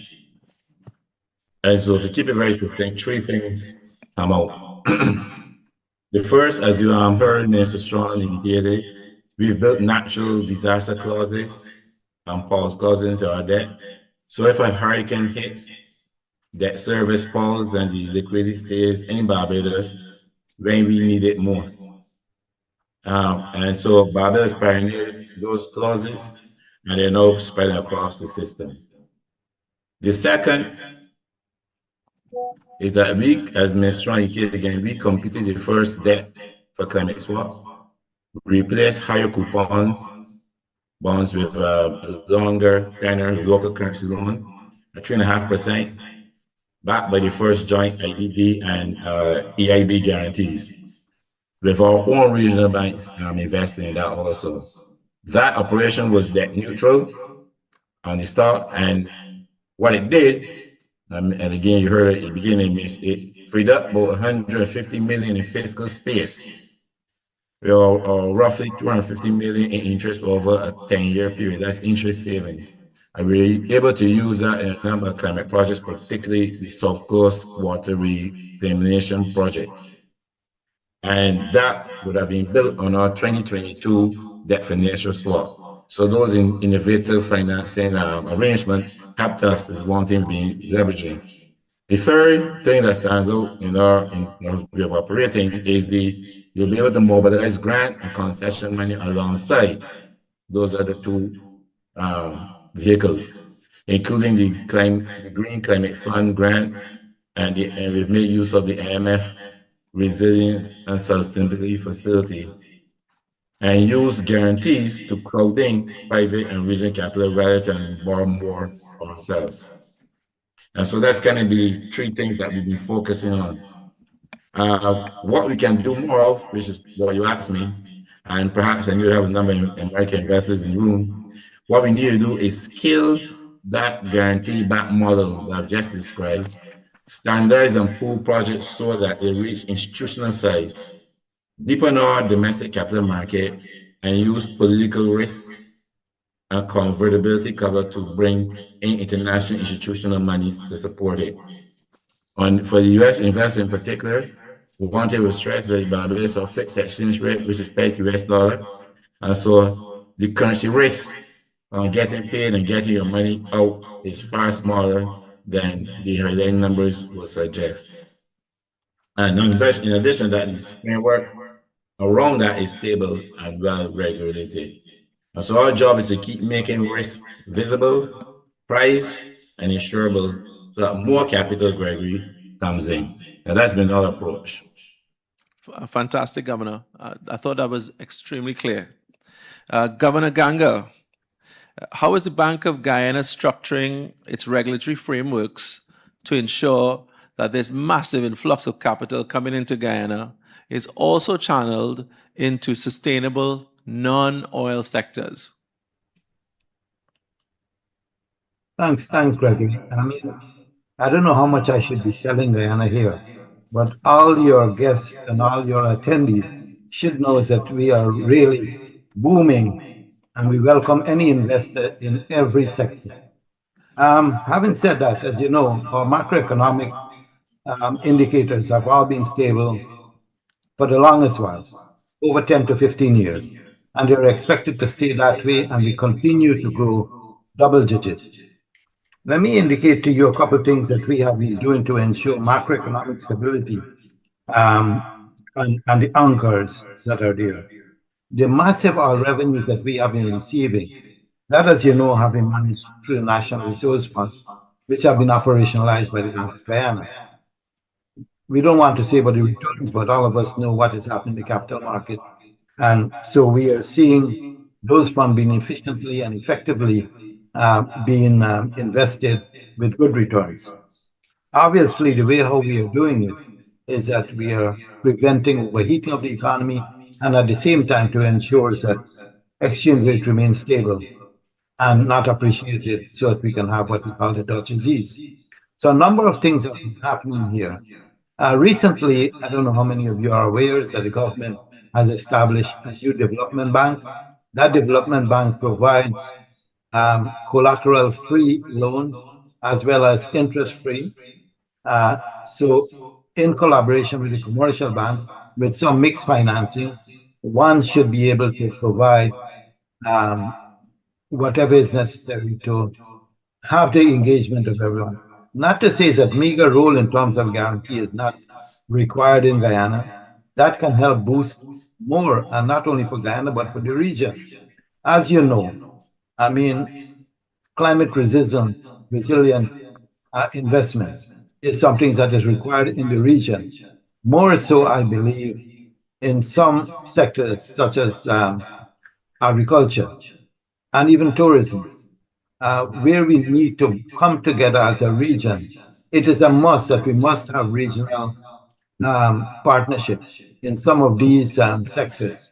And that by itself will provide a certain asset class that is both resilient based investment, which will attract more investment and be one of these catalysts for growth and development. Let me stop there, but let me encourage people to come to Guyana and see your investment growing and your returns. Thank you very much, Governor Ganga, the #1 salesperson for Guyana. We're just looking at the schedule and the time that we have available. I want to go to the Governor Central Bank of Trinidad and Tobago.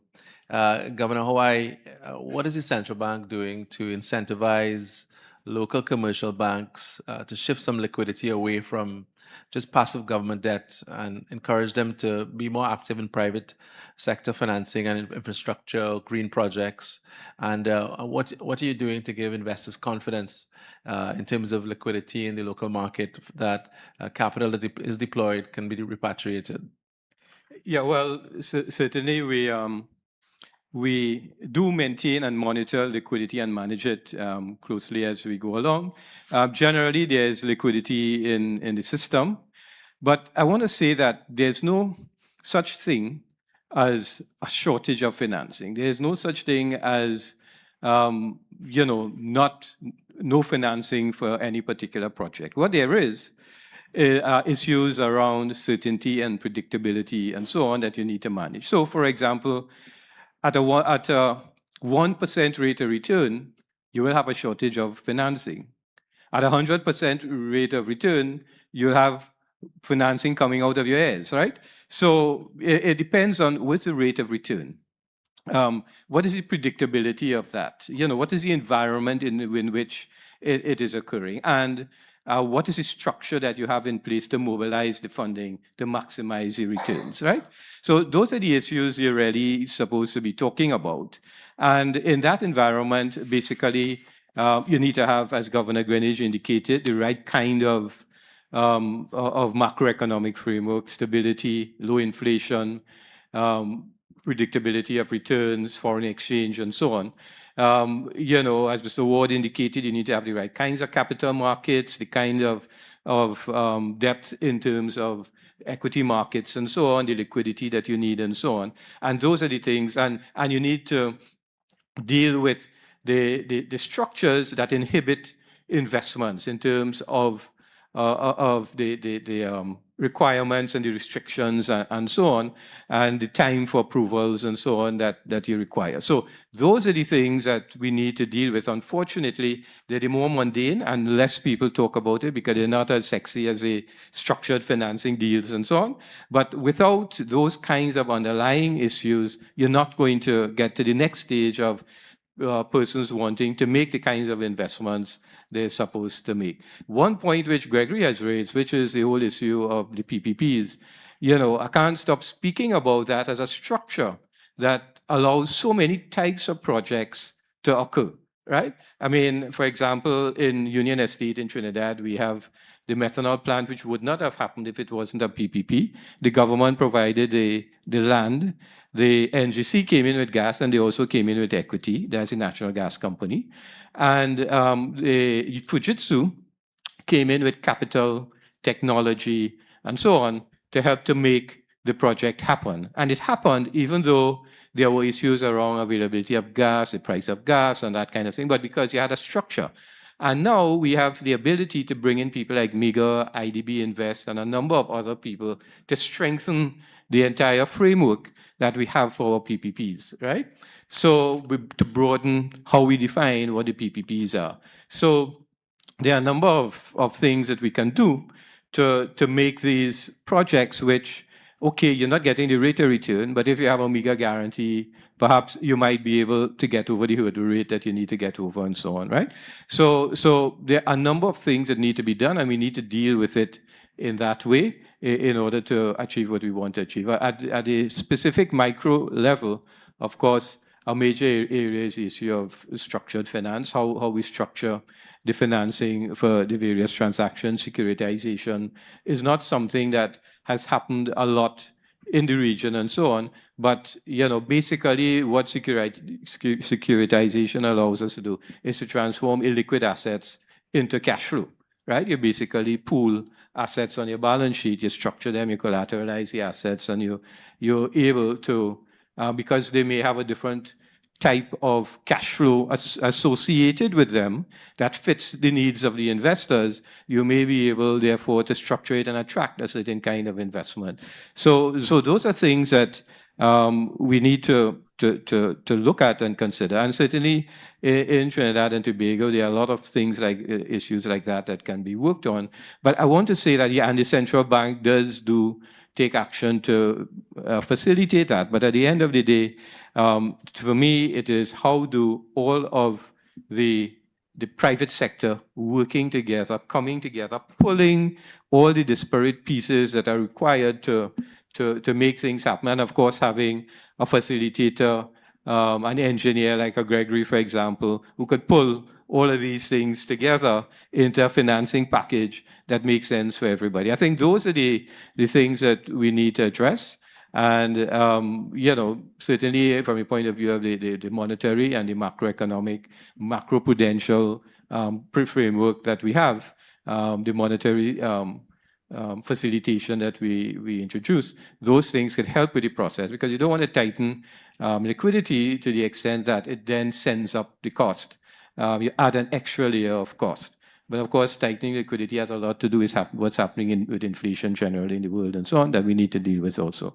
So, I mean, I could spend quite more time, but I don't want to do that. So let me leave you to take over from here if there are more questions, Gregory. Yeah. Thank you very much, Governor Hawaii. And I mean, you brought the entire panel together, right? and I could speak on behalf of the other participants. The governors provided the backdrop of the economies. The economies are resilient. They're seeing increase in foreign direct investment. They're stable. They have access to capital. We threw in the mega products and the blended finance from the earlier conversation. Added to that cocktail, we saw the opportunity for PPPs and other types of balance sheet structures. So, I mean, that's the essence of the first panel and this panel, is bringing together all of those instruments together towards achieving increased capital flow towards the Caribbean. I wish we had more time to discuss it further, but I want to just pause for a second to thank the governors for their participation today. I thought that the contributions were very tight. I'd like to thank Bexy from MIGA for providing that clarity around the World Bank products, and of course, Mr. Ward for creating the opportunity to talk about the securities market in Barbados. Ladies and gentlemen, I think we're moving to a break. Thank you. Thank you.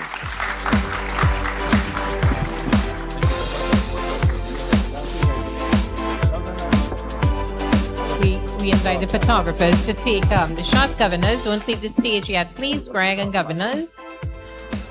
And as they take their pictures, here we go. Click, click, click.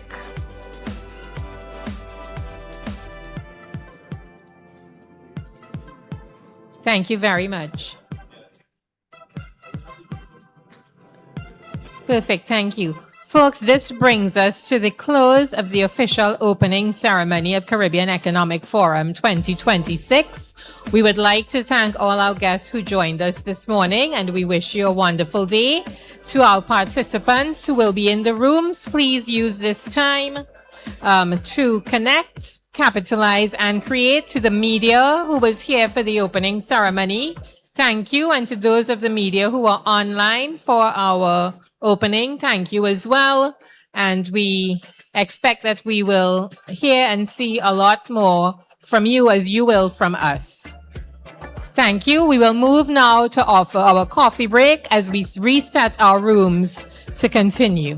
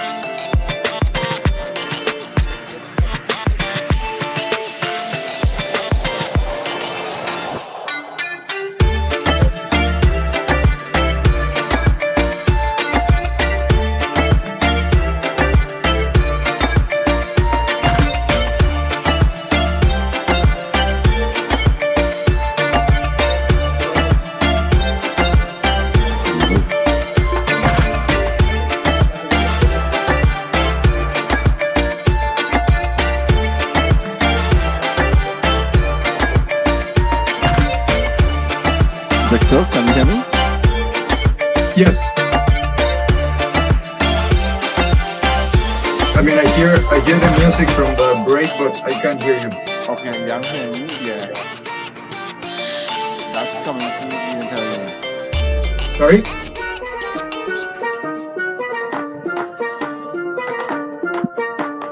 Yeah, I'm hearing him, but he's hearing the music as well.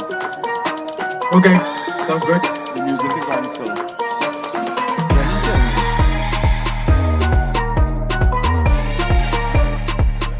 Oh no, we have that running. Sorry, Victor, just give us a second. Can you hear me now, Victor? Much better. Okay, so sorry about that. No worries. Okay, yeah, your visuals are coming across great. Guys, how is this audio? Hi. Great. Are you still getting an echo from us? Not anymore. Let me see. Feedback? Are you coming across? Are we coming across clearly? Any question?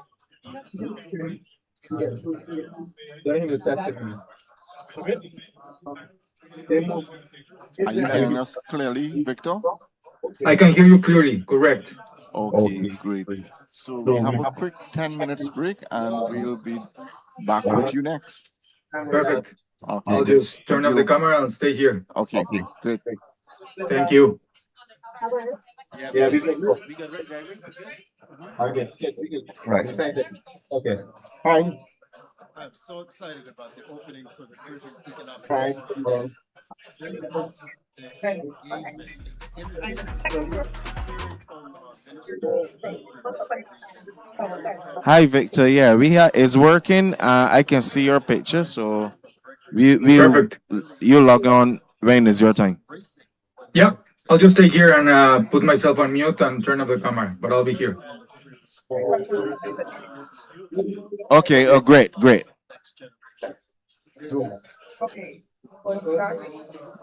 Thank you very much. That was amazing. Wow, so easy. No, is it okay? Okay. Let me just grab some.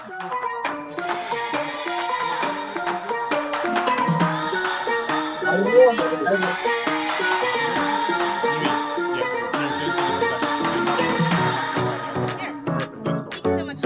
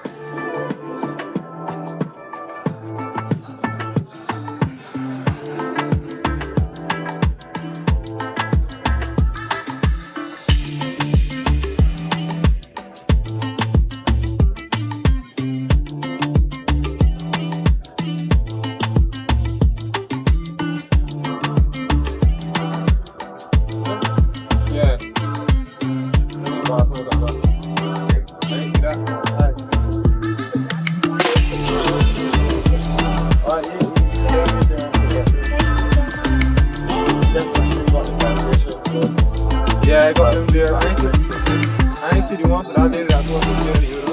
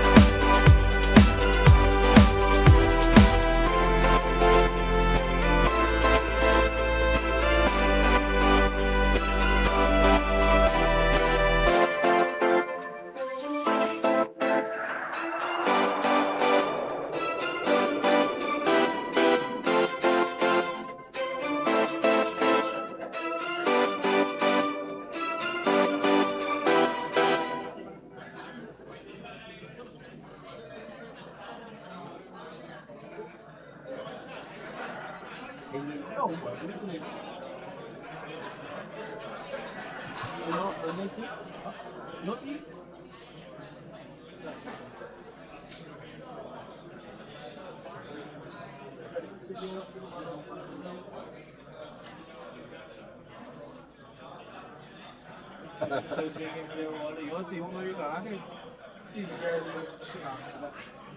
okay. Yeah, I see the ball.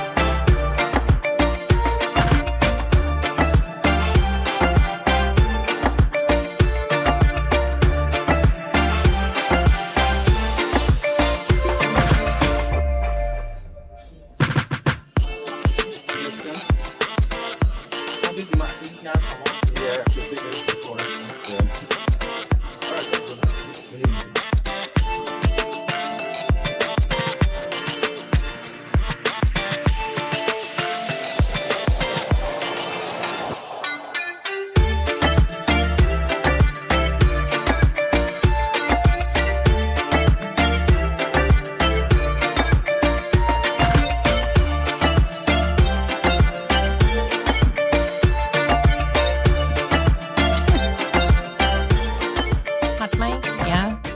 Okay, folks. I know the conversations are going great and healthy, and that means that we're going to get some signatures on documents before we leave here tomorrow afternoon. But right now, it's time to get back to our engine room session. We have to move fast and furious, as they say. And while the CEF logistics team gets our colleagues on the outside into the room, I would like to ask all of you to take your seats, please, so that we can recommence. Middle.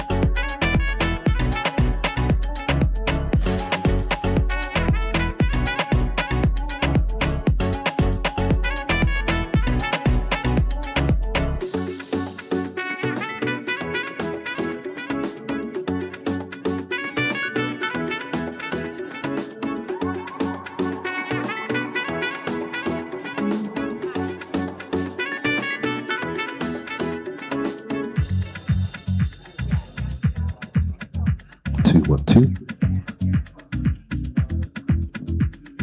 Okay, folks, we need to restart now. So if you could please take your seats.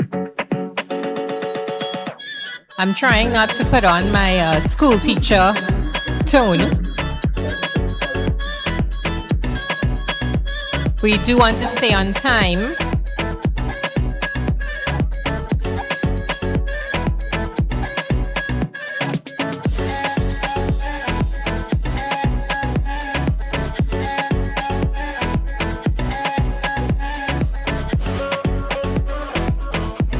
Just a couple of reminders that we do have some fun activities. This evening, we have our connections over cocktails, courtesy Guardian Group. So that will start at 5:30. Tomorrow evening, there are some other activities as well, including the after party at Jeremy's. So be sure you sign up for that. And then on Saturday, we have some other excursions and activities. You will receive an email asking you to complete a form, and you'll have options of the rum tour, the Harrison Caves, or the catamaran cruise. So please make sure you guys sign up for all of those items. We are getting ready now. Our moderator is making his way to the stage. This is where we talk about Wall Street meets Bay Street. This engine room will be moderated by Mr. Wayne Shaw, head of Caribbean Banks, Corporate and Investment Banking at Wells Fargo, based in the U.S. And joining him on stage, we have Mr. Alexandre Chavis, Vice President, LATAM Debt Capital Markets at Citibank. So Alexandre, we also have Mr. Adam Carter. So if you all can please make your way to the stage and have a seat. Mr. Victor Mendez, Mr. Mark Jardine, Mr. Randall Césaire. To those of you who have your credentials, your badge doubles as your conference handbook. That's what the QR code on the other side is. The bios of all of our speakers are inside of that handbook. Okay, folks, can I ask you again to take your seats, please?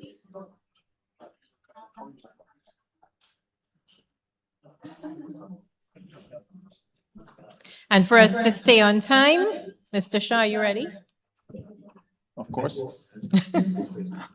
Okay, so we will get started now. Thank you. Thank you so much for having me here today. First of all, I would like to say that today I'm speaking on behalf of the Financial and International Business Association. My comments are my own and not reflective of my current employer. And I speak on behalf of FIBA because it gives me broad latitude to be able to talk at the industry level, representing global correspondent banks, regulators, and other practitioners in the financial and international business space.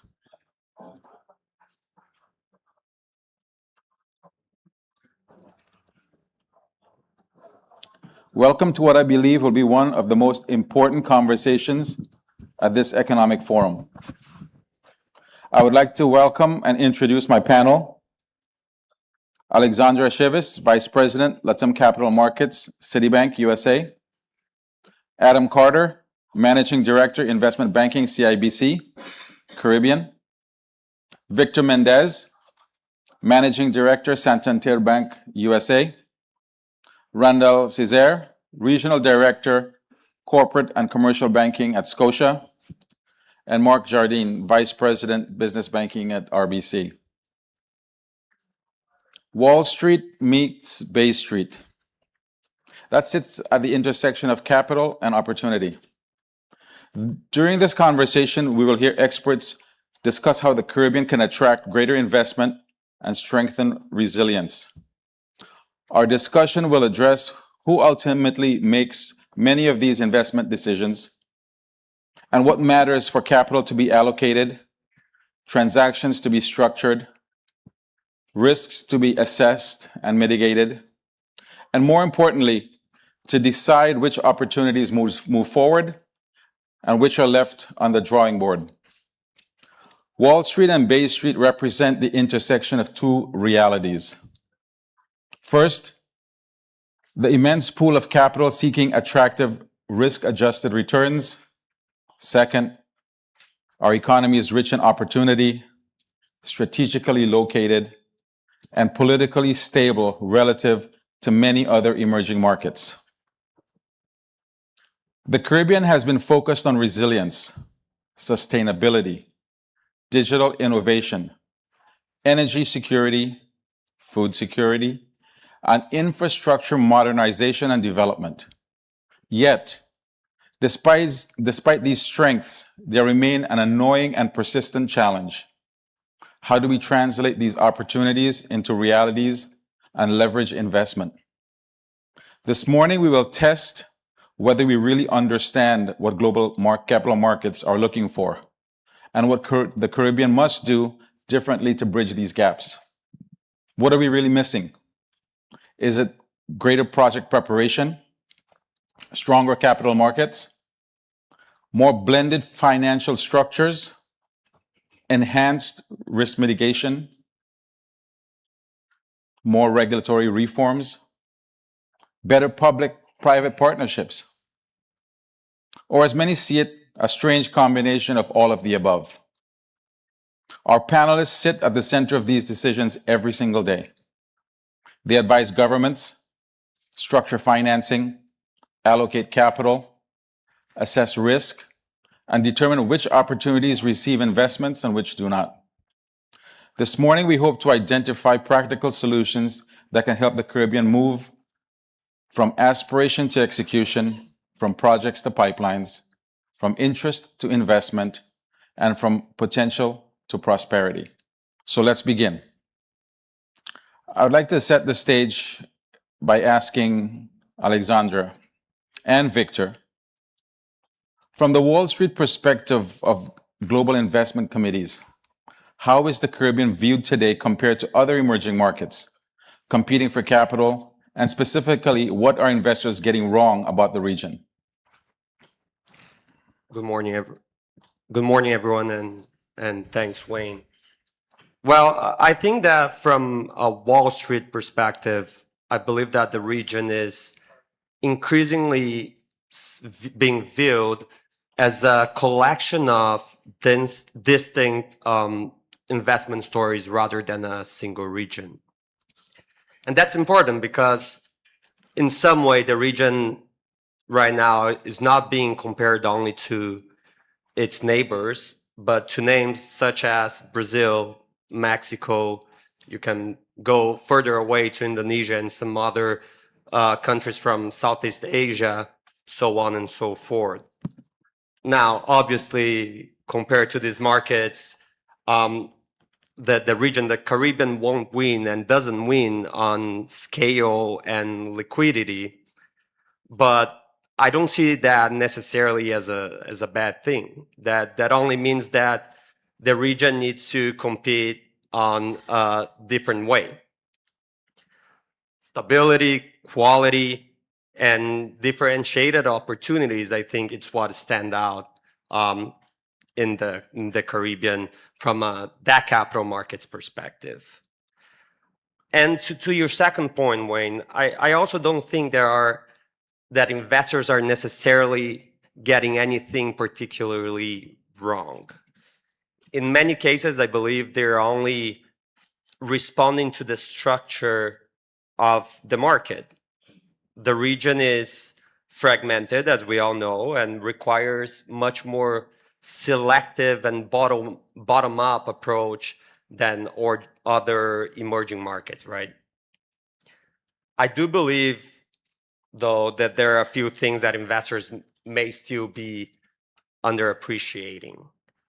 Take, for example, Barbados, Guatemala, Costa Rica, the Dominican Republic. If you look 10 years ago, investors would ask about tourism, right? Tourism was the front of and the center of the discussion. And 10 years forward, if we go to investors today and talk about one of these countries, of course they will still talk about tourism, but they will also ask about logistics, manufacturing, free trade zones, and also nearshoring opportunities linked to the US. So I believe there is an opportunity for the region to continue strengthening its dialogue with investors and showing that it's much more than just the tourism that they would see and they would ask about 10 years ago. At Citi, for instance, Citibank being a leader in the financing of Central America and the Caribbean for sovereigns, corporates, etc., we've seen that in real time and that evolution firsthand. I don't know, Victor. Victor is on the screen here if you want to complement anything that I've said or. Yeah, and thank you, everyone. Good morning. I would echo what Alexandra just mentioned. I mean, I don't think it's a lack of opportunities away from tourism, and Wayne also alluded to some of this. You have infrastructure, energy, digital connectivity, climate adaptation. So I think in terms of opportunity, there are tons of this. I think obviously scale is something that plays to the advantage of other regions. So investors shouldn't think of the Caribbean as a scale market, but rather a quality of opportunity market where they are willing or they will be able to underwrite resilience and not only size. I also think that in today's world where there's increasingly volatile geopolitical environment, the Caribbean can offer a very attractive diversification benefit to the international investors. Well, thank you both for that. I strongly believe that one of the things that's underestimated in this region is our political stability and the fact that it's consistent and has been consistent and our views are consistent. So to me, that brings a lot to the table. The second thing is, if you look at most of the folks from Wall Street, as soon as it gets cold in New York, they're on our beaches. They're hanging out here. So they're very familiar. What I find difficult to understand is how that disconnect continues to persist. So it's not a lack of familiarity, in my opinion. But we'll draw more conclusions as we go through the panel. On bankability, I'd like to bring in Adam. We often hear that the Caribbean has no shortage of products and projects, but a shortage of bankable projects. From an investment banking perspective, what separates projects that receive financing from those that don't? Thanks, Wayne. Morning. It's a great question. I think there's also not a shortage of capital. I think thinking of the Wall Street avenues and how deep the U.S. market has been and the global market, we've also seen abundant domestic supply of local currency. So the banks, certainly in Barbados and other Caribbean countries, have been flush with local currency, particularly those who've got currency controls.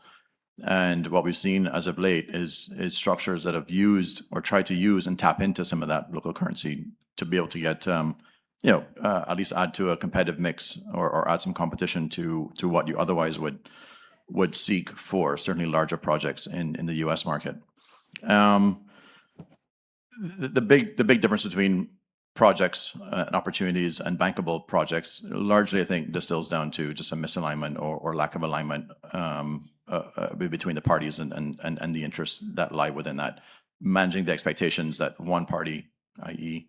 a seller, and a buyer may want out of a trade, out of a transaction, is kind of where the wheels can fall off. We've seen where one party wants one thing, X parties is and it goes up for tender. The sponsors who are usually the first respondents submit a bid on the back of, well, we thought it was this risk profile, so I'm going to bid this price, this tenor. And then when you get down into the negotiations, you often see there was a different level of expectation around the risk transfer. So that's where usually things lie, and certainly in our world, it's risk allocation and then economic profile and allocation to that to that level of risk. So it's really important that I think, the preparation is absolutely key as you're designing these procurement programs, these tenders, these projects, certainly from the perspective of attracting sponsors, whether they be international or domestic, attracting capital providers, whether it be financiers or institutional investors on the Wall Street side. There needs to be very clear and defined risk, let me call it, criteria. They need to be measurable. Someone needs to be able to price it, take it to a committee and say, this is what we're buying into, so that you can actually execute on it. If those things are washy, you lose interest, particularly in a competitive market now where money is fungible and can be moved around into other projects. You really want to have that very clear and defined from the outset, to be honest with you, to be able to get the best sponsors, the best lenders, and the best investors into the project. Do you see any other shortcomings when it comes to the mismatch between who gets funding and who doesn't in terms of bankable projects? Good question. Preparation is key. I think you also want to think about, which capital providers you're going to. Not every capital source is going to be able to meet every single project. Blended is going to work in some cases. Concessionary financing is going to work in some cases. International markets are going to work in some cases. You heard Gregory Hill mention earlier about sort of the 500 benchmark limitation that applies for 144A large Eurobond type investments and projects. There are limitations for each bucket of capital, and I think you want to tailor or understand that. So when you go to market, you understand exactly what bucket of capital is most efficient for you and for the project, and maximize on that before you just take a shotgun approach and just go to everybody, and that rarely leads to a lot of success. Well, before we move on to the second, the third point I wanted to raise, I do believe that, and this is a challenge for the group, and maybe Gregory can take it on in some of the multilaterals. In the Caribbean, we don't want an automaker that only produces Porsches and Mercedes-Benz. We have a need for smaller, more efficient vehicles. And what we really want is not to hear about the size of the transactions, but actually the viability of the smaller transactions. So when you talk about large transactions, I think it's a little off-putting, because the larger transactions are one-off. They're priced better. But what we need is, in this region, because of our geography, because of our economies, we need multiple small financing opportunities, and not to be categorized as the, you need to come up and provide these transactions that are huge, 500 million. Well, when you look at some of the GDPs of the smaller economies, that's a tall order. And I think we need to be more calculating and more effective as to who we bank and how we bank them and how we invest. Because sometimes raising the bar that high means nobody's ever going to cross it. So that's just a comment on the side. From a regional banking perspective, Randall, a regional banker operating across multi-Caribbean markets, where do you see the greatest opportunities for capital deployment over the next decade? And what barriers continue to slow investment? Wayne, what I would say is you kind of touched a bit on both sides of the coin. So Adam talked a lot about the big projects, and you referred to the smaller projects as well. But the opportunities that are in front of us, I think, on both sides. So there are the energy projects, there are the big infrastructure projects, climate resiliency. This conference is based on what those sectors of opportunity. I think we need to be mindful that those projects will require large sources of funding for small islands and for big countries as well too. But there are also opportunities across, what we may term that commercial segment, commercial large companies, commercial mid-market companies, but that segment that really, fuels growth in the economy through employment, through funds being trickled down. So we need to be mindful that sector also requires funding. For me, and if I think of where the bank is going and where